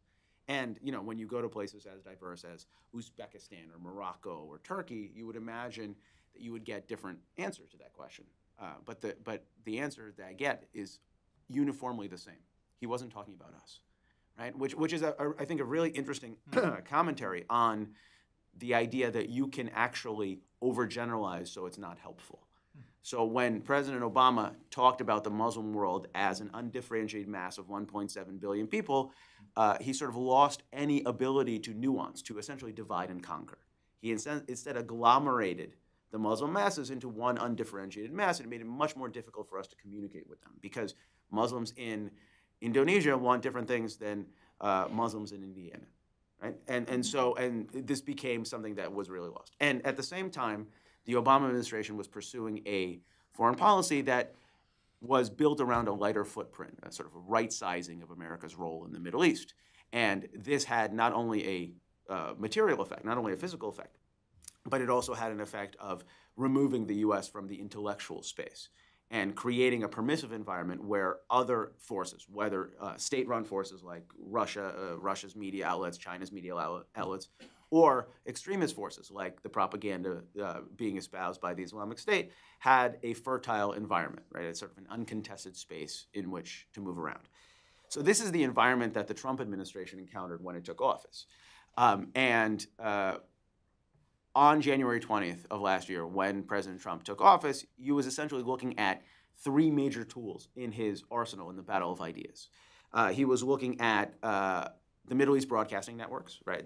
So for those of you that know this, this is Al Hurra, which is the television, Arab language television channel run by the Broadcasting Board of Governors, and Radio Sawa, which is its radio analog. And this targeted a very small segment of that larger Muslim world. It targeted the Arab-speaking Sunni Muslims of the Middle East, which is a cohort of about 400 million people, which is large, but not so large when you realize that over 1 billion Muslims live in 4 countries, just 4 countries in Asia, right? So you're essentially sort of scoping down your outreach, and you're just focusing on the Middle East because that's sort of where the action is, and that's sort of what you're doing. He also had a outreach to Iran, right? And Haroon, who's a good friend, talked about that earlier. But that outreach under Obama had migrated from outreach to Iran writ large to outreach just to the Iranian government, right? Because it is very gauche to try to undermine and negotiate with the same actor at the same time. And so progressively, during the course of the Obama administration, as we moved closer and closer to what the administration envisioned as détente with Iran in the form of the Iran nuclear deal, there was less and less emphasis placed on engaging with the Iranian people and more emphasis placed on engaging with the government. And our broadcasting reflected this. And as Haroon mentioned, my institute, the American Foreign Policy Council, did a study, a big study at the request of the Broadcasting Board of Governors, looking at content in Persian media. And what we actually discovered was sort of fit very much in that trend line, which is that journalism was very bare bones when it came to Iran. It was really sort of just the facts. There was no context. It was really de minimis journalism because under the prevailing political environment, that was sort of all that was called for. And the third element, the third sort of moving part in what Trump had at his disposal last year was something known as the GEC, the Global Engagement Center. This is the counter, at that time, the shop, the element of the State Department that was tasked with doing counter-ideology against the Islamic State. Before that, it had been sort of known as the Center for Strategic Counterterrorism Communications. It was a sort of a very nominally funded State Department shop. It was an initiative of the State Department, but you wouldn't say it wasn't a full-throated initiative on the part of the State Department. So you fast forward a year to where we are now, and very little has changed, with the exception of the GEC budget, which received modest increases under the tenure of Secretary Tillerson and received significant increases from the outside because the GEC had an expansion of its mandate and of its budget as a result of the Countering America's Adversaries Act, which Congress passed against Russia, North Korea, and Iran cumulatively last summer, which increased its budget by an order of magnitude, but it also made the GEC into something resembling a Swiss Army knife. If the focus of the GEC before Congress acted was to counter ISIS propaganda, and you could say that that aperture was too small, now the aperture is too large. The aperture is you must counter both state and non-state-based information operations, right? So the GEC now becomes the tip of the spear in dealing not only with ISIS, but also dealing with Iran, with Qatar, with Russia, with China, Turkey, right? So the list sort of goes on. And this is always sort of, this is where the zone of danger when you talk about government institutions that are sort of repurposed to do things that they're not supposed to do, right? So this is essentially where we are now in the present day. And it leaves us with what I would argue are three sort of large questions. Where is the action is the first one. And so here the rule, sort of the analogy I always like to use is that of the bank robber Willie Sutton, right? So for those of you that know your American history, in the 1920s and 1930s, Willie Sutton was an enormously successful bank robber who sort of ran this series of capers throughout the American Midwest. When the FBI finally caught up to him and asked him, why do you rob all these banks? He said, well, it's because that's where all the money is, right? So applying that paradigm, the Willie Sutton paradigm is that the action is increasingly digital. And so what you're looking at is, and you know, from Haroon's comments, it's sort of, I think, very heartening that you have somebody sort of younger, generationally, who sort of understands the importance of social media and of the digital space. But this is a domain where we are late in the game. ISIS, not only ISIS, but Iran, Russia, enormously sophisticated on social media platforms, ranging from Twitter to Telegram to Facebook, including other sort of lesser-known ones that help it to organize, help them to propagate their messages. We are not heavily leveraged in that space. This is beginning to change, as you heard from Haroon, but we are late in the game. We're essentially playing catch-up, and this is a real problem. The second sort of large question is, what are our objectives? And this is not a peripheral problem. This is a central question, because the president has articulated a very clear vision with regard to the defeat of the Islamic State in places like Iraq and Syria. What he hasn't said yet is whether or not he's prepared to follow the Islamic State as it migrates to other theaters like North Africa or Southeast Asia, or whether or not he's willing to challenge them robustly in the digital domain or elsewhere. And that will shape everything with regard to our public diplomacy and whether our public diplomacy outreach is capitalized. The same holds true with regard to Iran. Under Obama, outreach to the Iranian people specifically was chronically underserved. This is beginning to change, and you saw this change in a very positive fashion during the recent unrest in Iran, where you did have top-level government engagement, where people like General McMaster would show up on the airwaves. But this has to be a sustained effort. It's not sufficient to just say, you're having a revolution, potentially, maybe we should say something about it. It's necessary to communicate with them and to show that the administration is engaged consistently over time. And determining these things will help shape the nature of sort of what we want to do, what we want to accomplish in that space. And the last question that we have is, are we postured properly to accomplish these goals? Here, the question of Bbg reform, which we heard a lot about in the last panel, is crucial. Bbg reform is something resembling a pedestrian caught in mid-stride at the moment, because we have a Bbg reform bill and a comprehensive package, but we don't have a timeline for when those reforms will kick in. Because charitably, information operations rank very low on the pecking order, sort of in the food cycle of the State Department and of the government writ large. We also don't have, in those disparate parts, communicating with the Sunnis, communicating with the Iranians, communicating with everybody else, we also don't have sufficient interconnectivity between agencies, right? There's no such thing as a fusion center that slaves U.S. counterterrorism policy with our messaging towards the Iranians, right? And we need to begin to think about how that works. We need to begin to think about where public diplomacy fits in the larger sort of warfighting domain. And lastly, or almost lastly, personnel is policy. So there's a chronic lack of staffing and top-level attention. The slot of Undersecretary of State for Public Diplomacy and Public Affairs was vacant for 11 months until Steve Goldstein's appointment through the auspices of, through the recommendation of the Secretary of State at the time, Rex Tillerson, in December. He was fired 3 months into his tenure. And now we have Heather Nauert, the former State Department spokesperson, who's I think, likely to ascend. But it is fair to say that this is a post that has been chronically, over the last decade, vacant more than it's been filled. And even when it's been filled, its duties haven't been clear, right? So clarifying that mission, clarifying what money you have, clarifying what you're going to do with it becomes enormously important. And finally, I would point out the mission, right? So the mission drives. On the third floor of the Voice of America building on Constitution Avenue is where the suite of offices where the Broadcasting Board of Governors have where John Lansing, the BBG CEO, sits, where all their staff work. On the wall, it says, it has in nice raised letters the BBG motto, which is to inform, engage, and connect people around the world in support of freedom and democracy. And it's really interestingly tiered. In support of freedom and democracy is a second line, right, on the wall. And that's a really good analogy for how the BBG these days thinks about what it's doing. Because in practice, and this is some of the work that Harun is doing in terms of trying to unwind this, that second line is silent. We are focusing much more on the objective journalism part, far less on the fact that we have to nestle it in a context of promoting American ideas, promoting democratic values, right? That should be the lead, but we're burying the lead.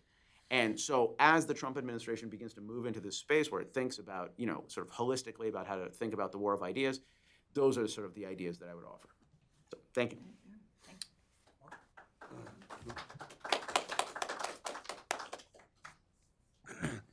Thank you, Peter. Also to the Heritage Foundation for inviting me to address one of my favorite topics.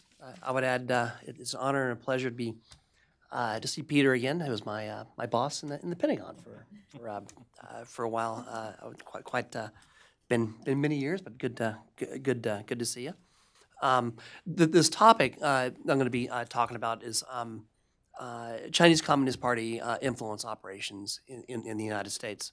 It's difficult. It's a difficult issue. It's gained a lot of media recently, at least over the last 6 months or so. But I'm here to tell you that it's not new. It's been around for quite a while, and it's a difficult topic for a number of reasons. First, to get a sense of the scope of the issue, defining the problem, defining the actors, and trying to also define exactly what to do about it can be difficult. I began to develop some interest in this topic after I retired from the Air Force and from government service and working within the Office of Secretary of Defense, managing our relations with the People's Liberation Army in China, as well as our relationship with Taiwan. Spent a few years in Taiwan defense industry. Figured out that really wasn't for me in the private sector, so came back and established a think tank in early 2008. It was shortly after that I got an email from an old friend in Taiwan who said I'd been slimed in a outlet associated with Renmin Herbal out of Beijing, one of the party media outlets.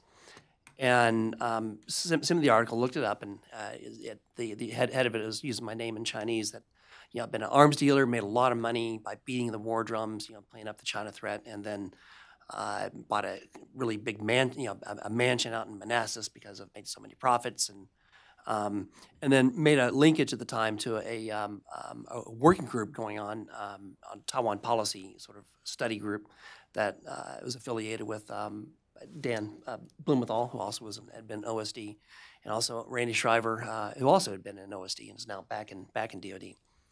But it was interesting because the angle of this, I looked at it and it didn't get nuts. I didn't take it personally, and a friend in Taiwan said, well, you shouldn't take it personally because it's not really directed at you, and then began to outline sort of some of the sophisticated aspects of it.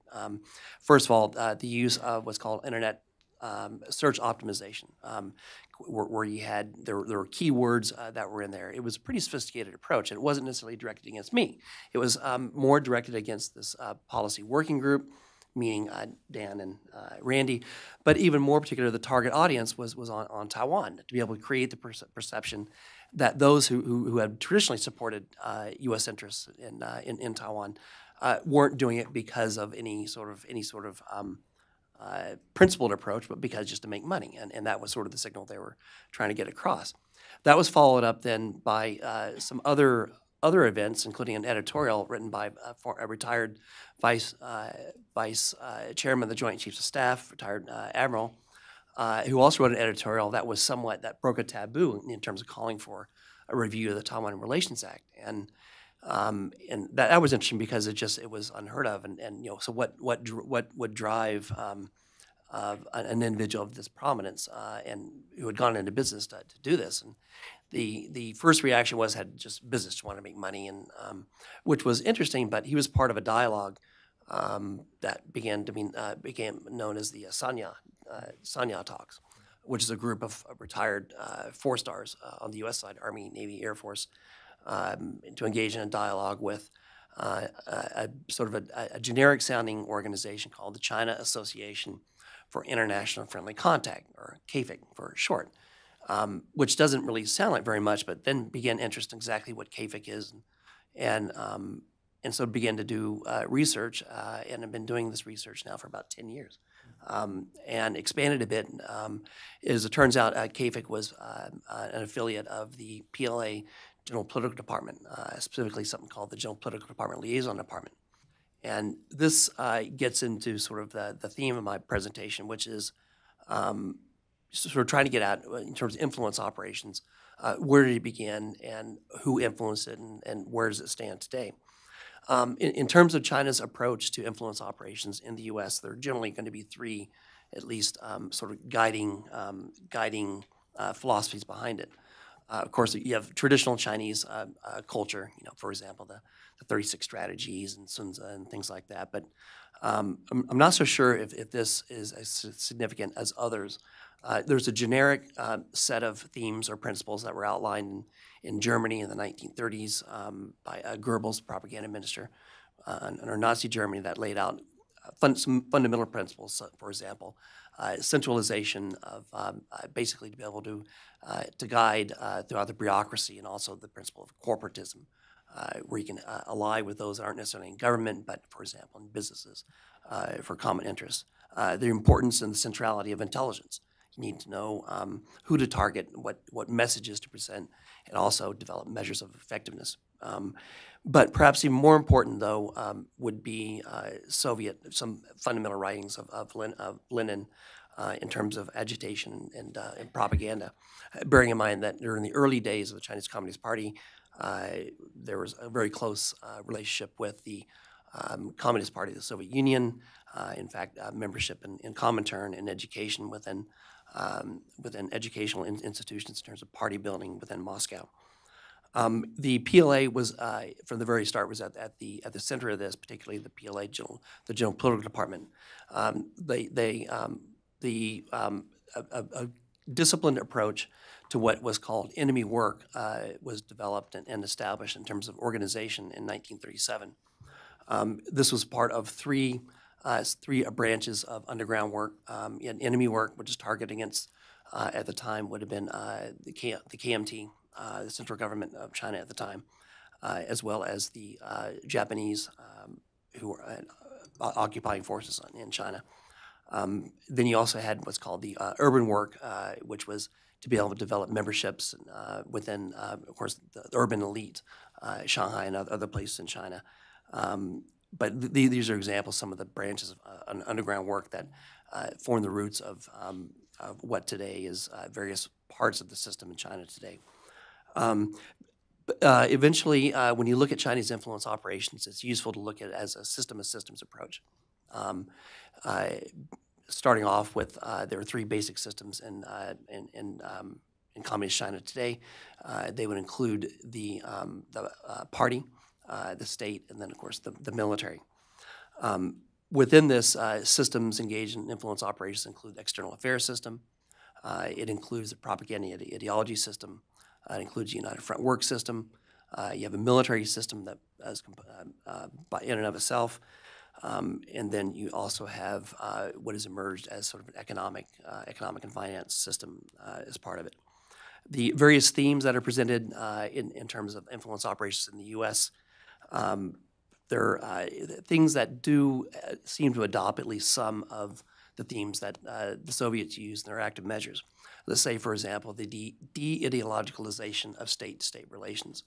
De-ideologicalization means trying to present the idea that it's not a competition of ideals, it's not a competition of principles, it's not liberal democracy versus authoritarian rule, that they're just like us. And so therefore you put the state in front. the idea that the Ministry of Foreign Affairs is in the lead, and then playing down the idea that the Central International Department or Central International Liaison Department is not necessarily in the lead. But trying to present that they're just like us. Quite happy with the notions of Huntington, for example, Clash of Civilizations. They're quite happy with that kind of competition, or even a military competition. Playing up the idea of a new type of great power relationship is something that's better than having the notion of ideals driving policy and the competition between ideals and political systems. Within these systems, in terms of influence, trying to define influence operators is another challenge. And I guess one way to, all states and all governments try to influence the policies of others. But as a matter of statecraft, China the People's Republic of China, to be more specific, is going to be a bit different in terms of what John Garneau from Australia has called the 3 Cs, in that covert, there's a corrupting element, both in terms of legally corrupting, and then coercive in terms of what makes it a bit different. But there's a whole series in the U.S., there's a whole group of, you have the state-to-state part of it, the party-to-party part of it, and then you have the people-to-people part of it, or people's diplomacy. The people's diplomacy is one of the most underestimated instruments of influence operations, and there's a whole host of associations that exist that are active in the U.S. today. I'd mentioned the China Association for International Foreign Contact is one, and it's a platform. In the Soviet days, they called the organizations fronts. I think a more appropriate term in the Chinese context would be just a platform that's used by different parts of these systems that I mentioned before, different parts of the bureaucracy. But within the external affairs, they have one particular organization that's active. Anytime you see sort of friendship associations, and there's quite a few in the U.S. that exist. Within the United Front system, very active in the U.S., primarily through what's called a Council for Promotion of National Reunification, and then chapters in the U.S. You have a national chapter, regional chapters, and then a chapter in most of your major cities in the U.S., New York City, Washington, D.C., the newest one being in southern Florida. Then within the United Front system, there's, I guess, a total maybe 30-some-odd organizations. Primary target, of course, are going to be your overseas Chinese. And part of the principle in terms of propagating an ideal, the idea that when you say the word China, that you're, I think one of the goals is to try to conflate China with the Chinese Communist Party. Is that the Chinese Communist Party is the only representative of China in the international community in the United States as a whole. In the U.S., it's a little bit different, more difficult target than it would be in other countries. There is a significant dissident population who would self-identify as being Chinese, but certainly not self-identifying as accepting the authority of the Chinese Communist Party in the U.S. But with Chinese being the one of the fastest growing minorities in the U.S., there's an explicit effort to try to, at least from the Chinese Communist Party's perspective, and these associations trying to be able to infiltrate and to be able to influence, mobilize a lot for political purposes, with limited amounts of success, again, due to differing views of defining themselves as Chinese, whether you have Republic of China or Taiwan identify as that type of Chinese, certainly not sympathetic with the Chinese Communist Party. But then other systems, the propaganda ideology system, Confucius Institutes are probably the most well-known in the U.S., with the goal of Confucius Institutes being more broad in the sense of trying to condition at least younger people and within universities also condition not by what is said but what is not said. For example, trying to ensure that topics like Tibet or Xinjiang and most importantly Taiwan generally are kept out. Within the military system, we have a robust or have had a robust military-to-military relationship with China, but among if you're a retired 4-star, or a retired senator who served on the, let's say, Senate Armed Service Committee or others.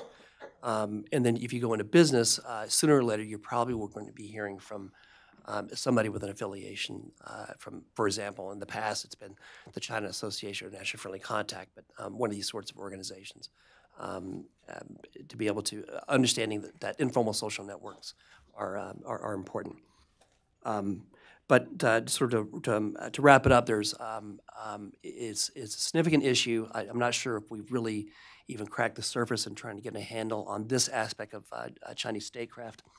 There's a lot more work to do in trying to define the problem in better terms.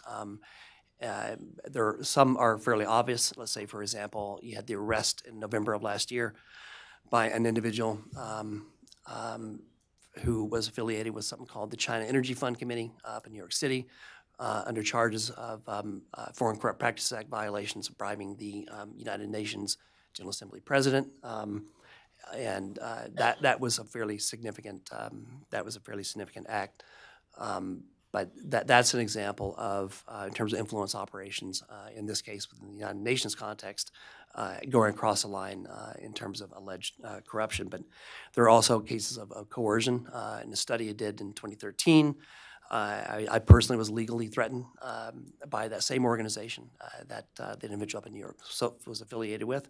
I'm not the only one because there's been cases of coercive threats against a whole range of individuals in the U.S., Taiwan, and elsewhere in the world. And covert, of course, is standard as part in terms of an approach. So with that, I'll turn it back over to you, Peter. Thank you. Ella? Yes, thanks very much. So I'm going to be saying a few words about the Russian influence operations, something that we discussed in some detail in the previous panel. And obviously, there's a good reason why Russia has been on the minds of so many of us, given the central part Russia came to play or tried to play in the last presidential election. Those of us who have followed propaganda and the study of influence operations over the years were a little surprised, perhaps, that this came as such news to everybody here in Washington and in the media that Russia was trying to influence our politics and the minds and hearts of Americans, and more specifically, actually, audiences abroad. Some 8 years ago, we published a study here at the Heritage Foundation called Russian Anti-Americanism, a Priority Target for U.S. Public Diplomacy. And I had this distinct sense of deja vu because I sat here with one of my colleagues talking about that a long time ago. We have followed that subject and its Russian propaganda's influence throughout Europe for many years. Only this time, it seemed that Russia kind of hit a bullseye with its the feelers it sent into the U.S. electoral map. In addition to that, we've then had the case of the poisoning of the Russian spy and his daughter in Britain. A case that has now caused a huge uproar between the UK and Russia. Again, it's shocking, but nothing new. If you look back again almost a decade, they poisoned another Russian in London. That time it was with plutonium.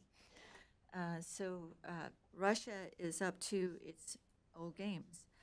But we have, when we're looking at what we're up against some very sinister moves, obviously. We're up against something like the advances on Facebook with the purchase of Russian ads on Facebook, the attempt to arrange outcomes or contradictory outcomes sometimes in in the U.S. presidential election. Some of it very clumsy, some of it very well articulated, but it is clear that in the last several years, the challenge from Russia has intensified, even if we recognize the nature of it as going back 10 years, back to the Cold War, even back to the days of Stalin and Lenin. The theme of trying to challenge the United States and the democratic systems throughout the world is consistent in Russian influence operations.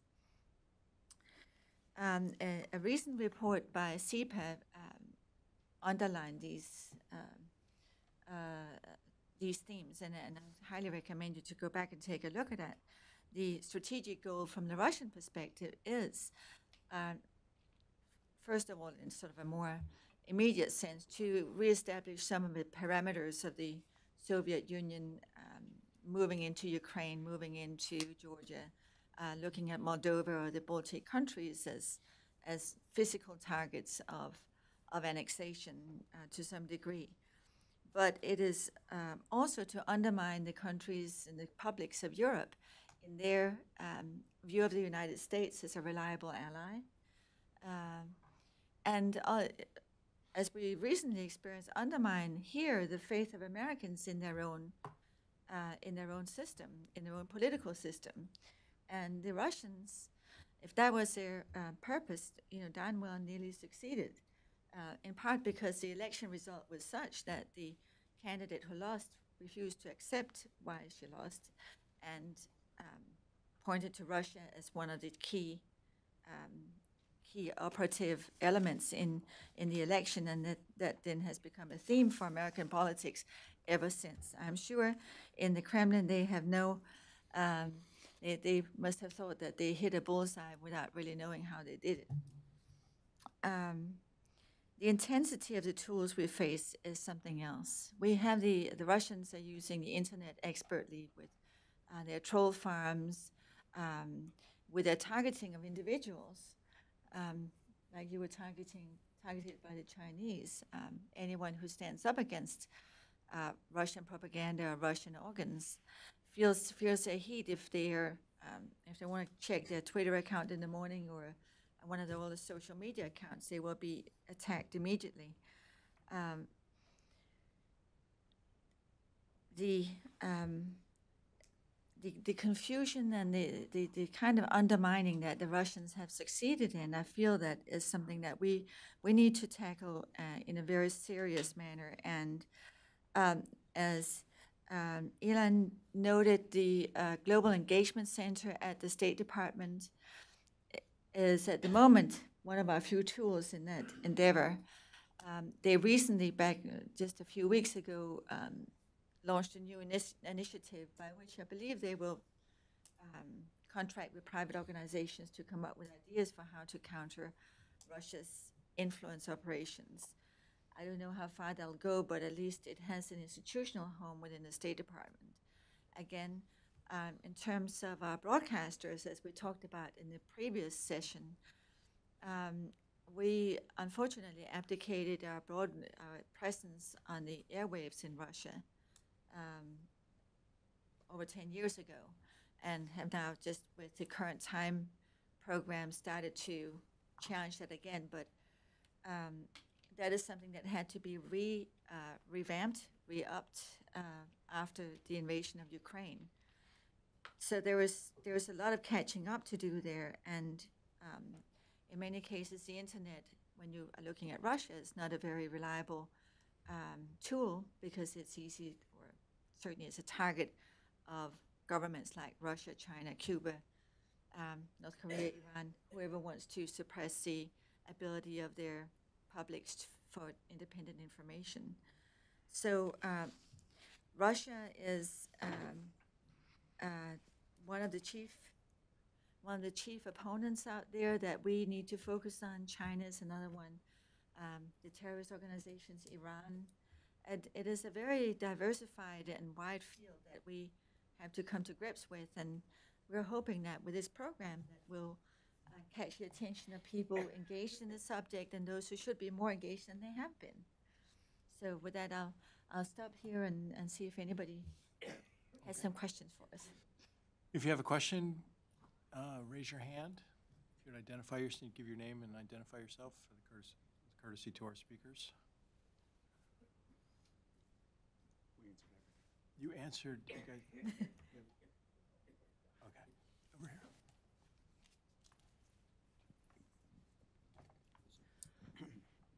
Yeah, I mean, again, I mean, actually, I saw, I mean, 成为或 China Daily, I just thought, I mean, my question, I mean, to the first panel actually was not really answered.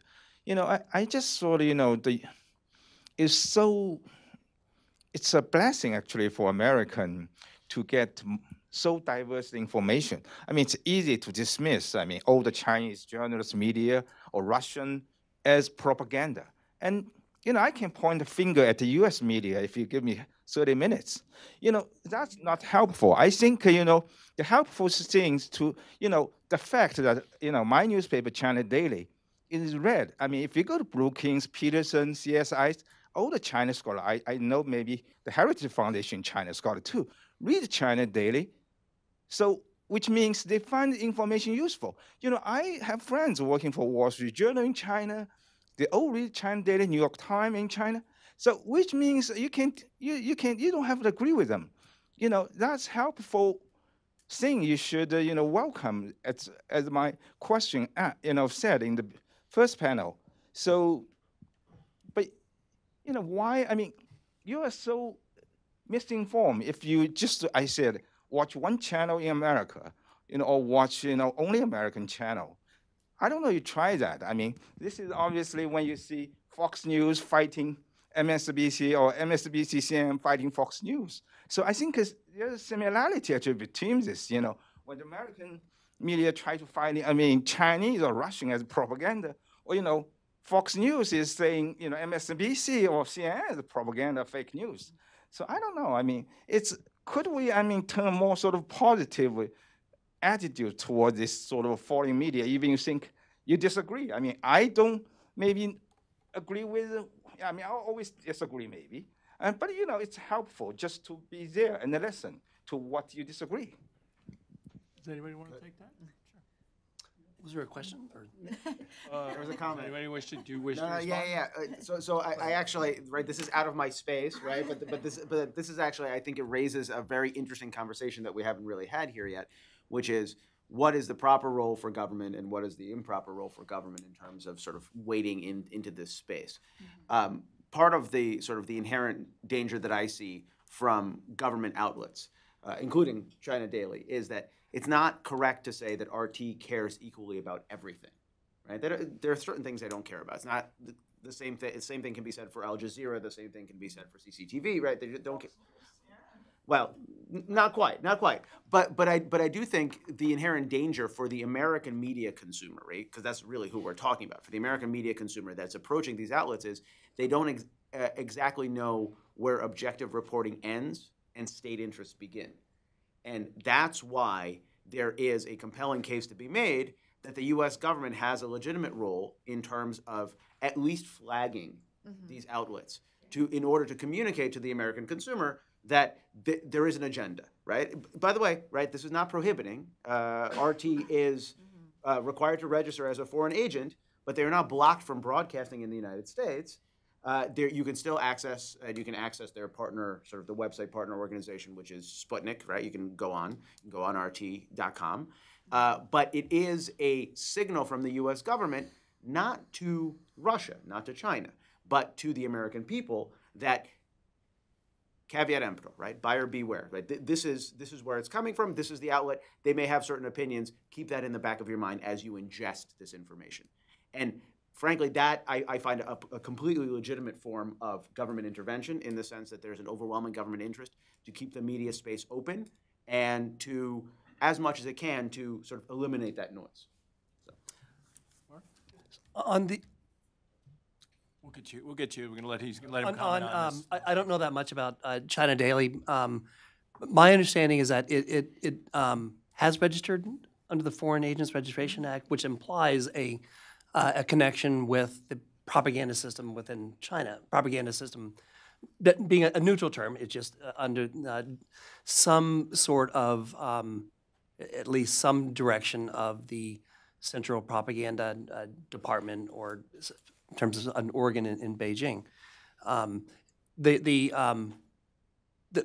The propaganda system in China, I mean, I read, for example, the People's Liberation Army daily, and that's, I don't think it's any secret that it's a product of the PLA propaganda department, and same thing for the Navy and Air Force and military.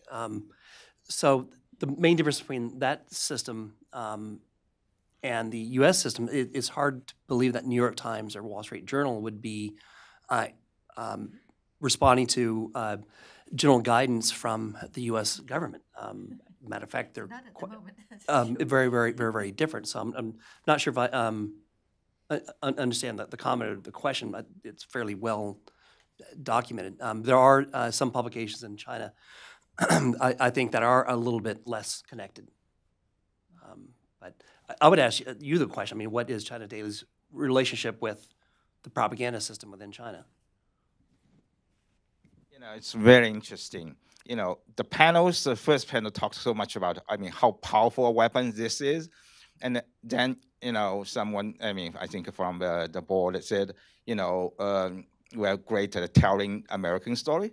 I mean, I come here to tell the Chinese story because from the Chinese perspective, you know, that's what I mentioned. When the panel talk about China and there is no Chinese here, you know, it's ridiculous. Not because you have to agree with them, because, you know, they have, their perspective should be considered. And that's sort of, I thought, the beauty of democracy, what, you know, you guys talk about all the time. Freedom of, you know, press, information. So, and now you're basically saying, let's talk our story. You guys shut up, you know, if you're from China or Russia. So, you know, you mentioned RT, it's very interesting. I watch RT, France 24, Turkish radio, I mean television, but you know, RT just disappeared from my RCN cable, I don't know, a month ago.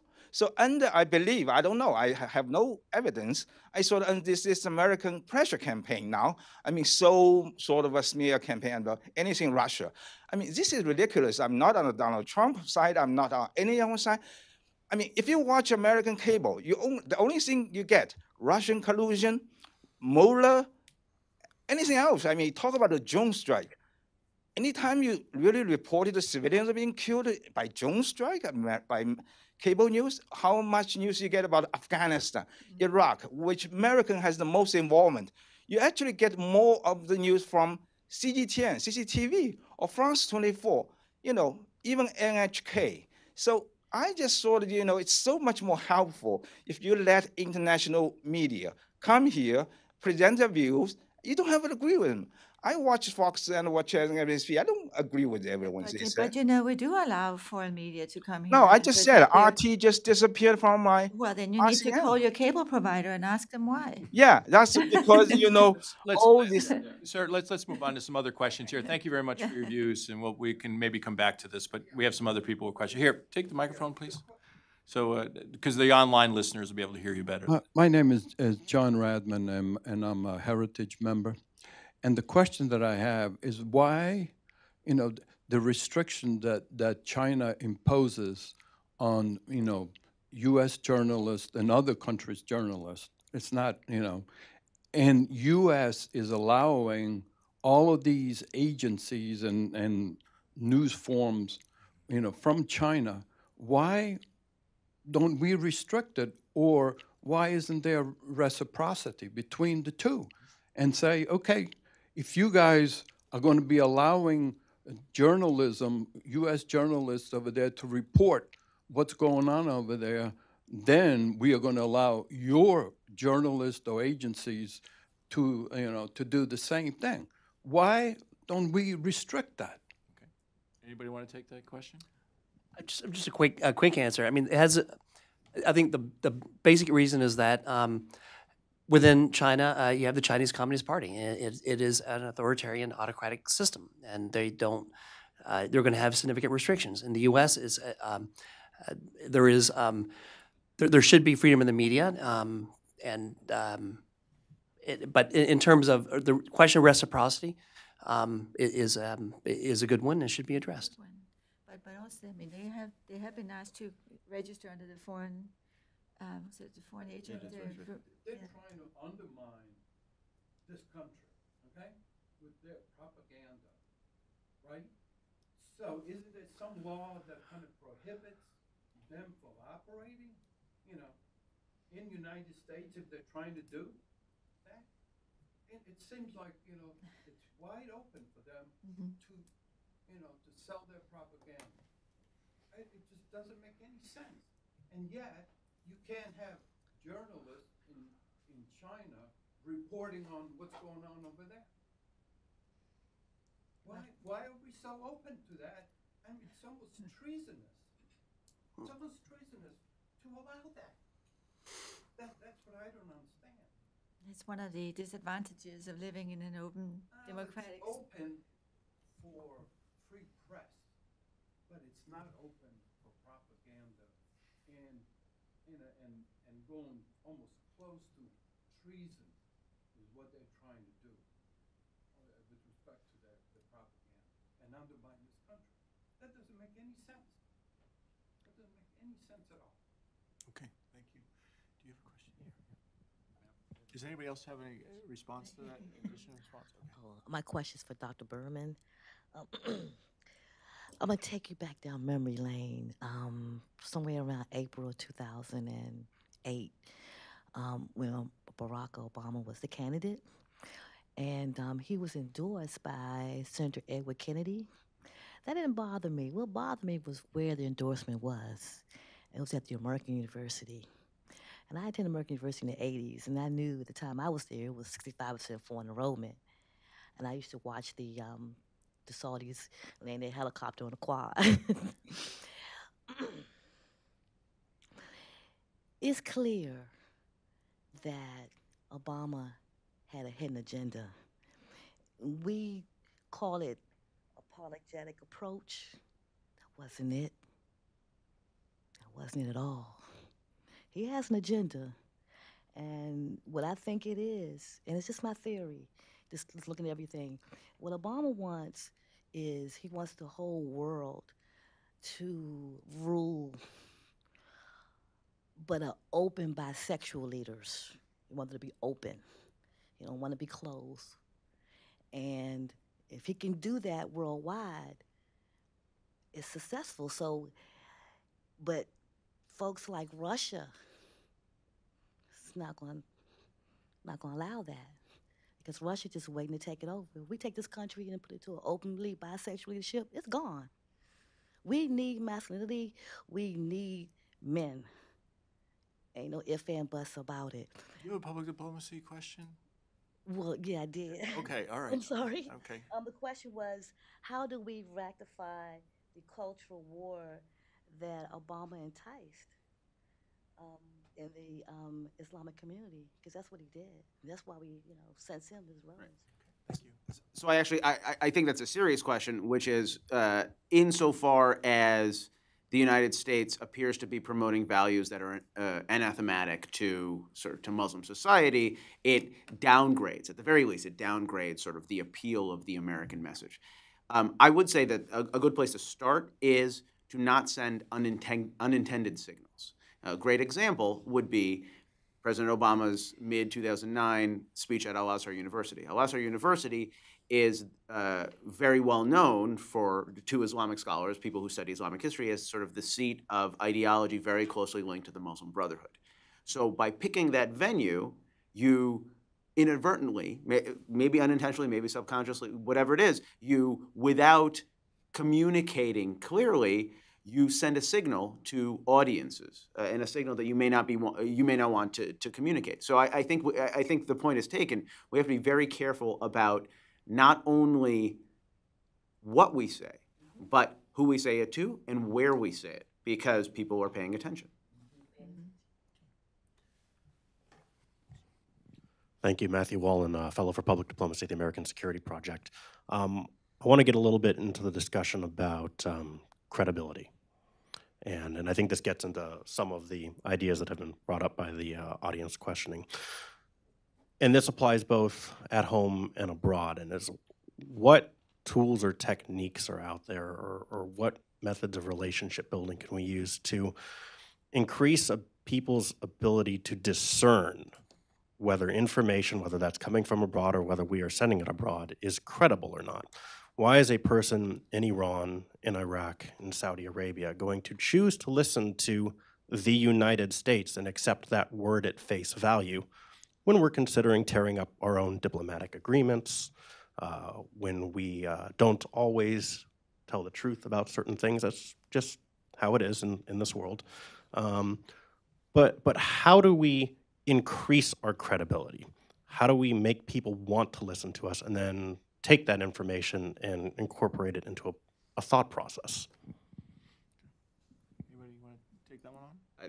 I do. I feel like I'm speaking too much, but no, I think it's a good point. I think it sort of goes back to the 1960s Edward R. Murrow model, right, in which he talked about the fact that the most compelling case for America can be made by objective reporting. And the reason he sort of, when he was director of USIA, he sort of testified on this. And the reason he made that claim was the conviction that he shared and that members of Congress at the time shared, that the American system is weighted sort of more positively in favor of individual liberty, in favor of freedom, in favor of free expression, than are the closed systems into whom you are messaging, right? So I don't think it's accurate to think about public diplomacy towards Iran or towards any other place, as to any other constrained environment, as a zero-sum game.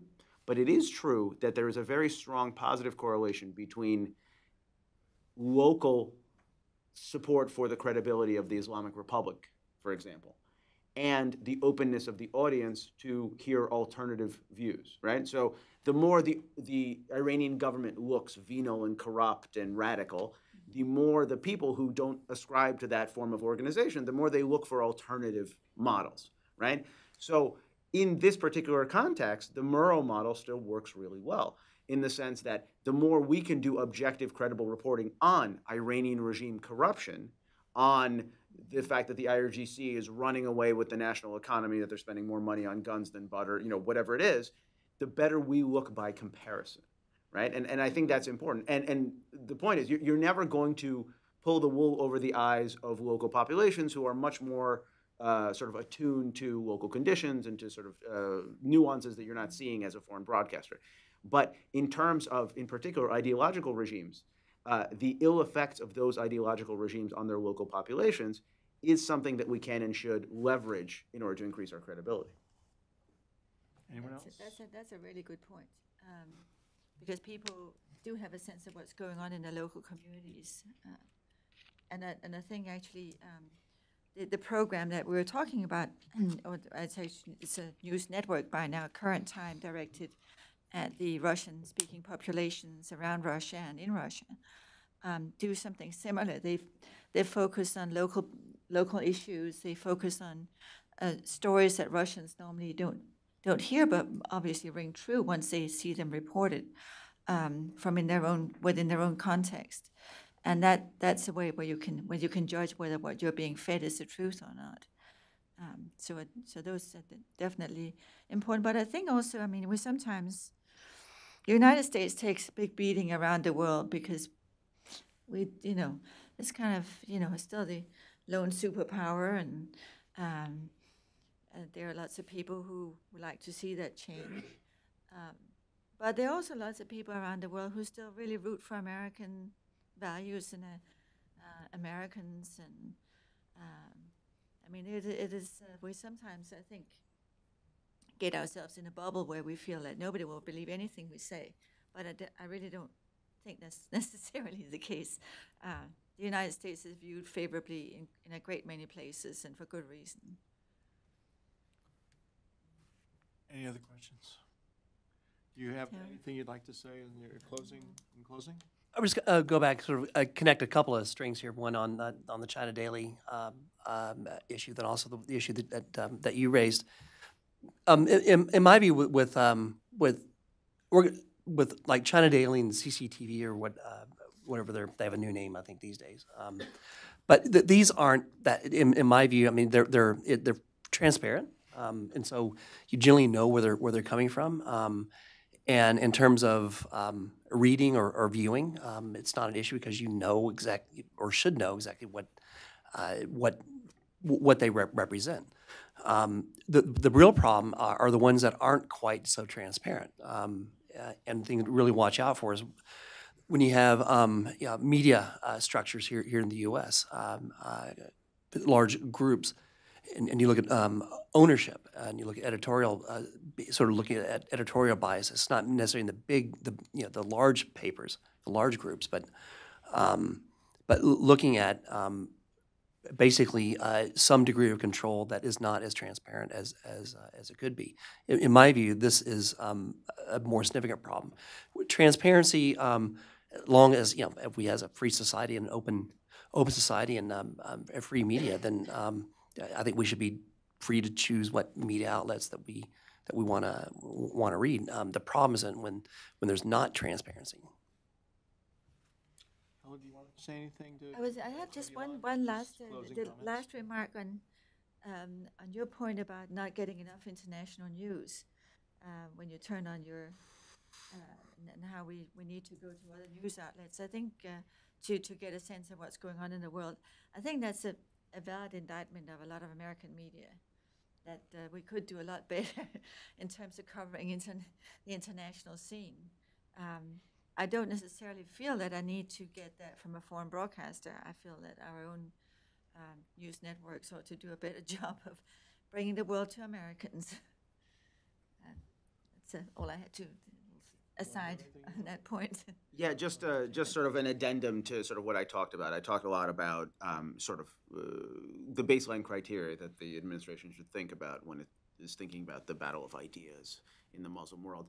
The one thing that I think just for the brevity of time I didn't include, but I think it should be mentioned just for the sort of the fullness of the argument, is allies and sort of the role that allies, both nation states and also private corporations, can play. A great example of this would be Google.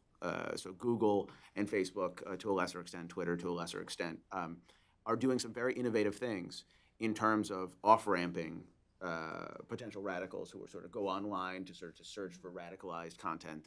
Google has this method called redirect, which so for all of you that go on Google, if you search a certain search criteria, the results that pop up first tend to be sponsored results, right? They're elevated in the algorithm. Google internally has sort of reworked some of their algorithms so that if people search for certain keywords like Islamic State or Daesh or whatever it is, they get different results that they think will guide them to where they want to go, but in fact sort of guide them to countervailing narratives. That's a pretty innovative approach to thinking about how to sort of asymmetrically amplify what the U.S. is trying to do directly.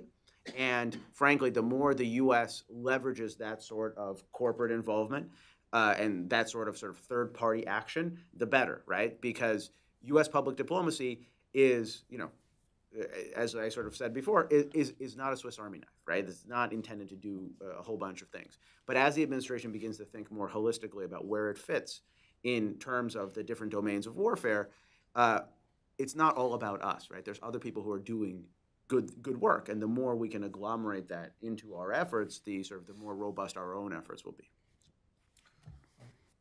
With that, I'll close the panel. Please join me in thanking our panelists for a rich and thoughtful discussion.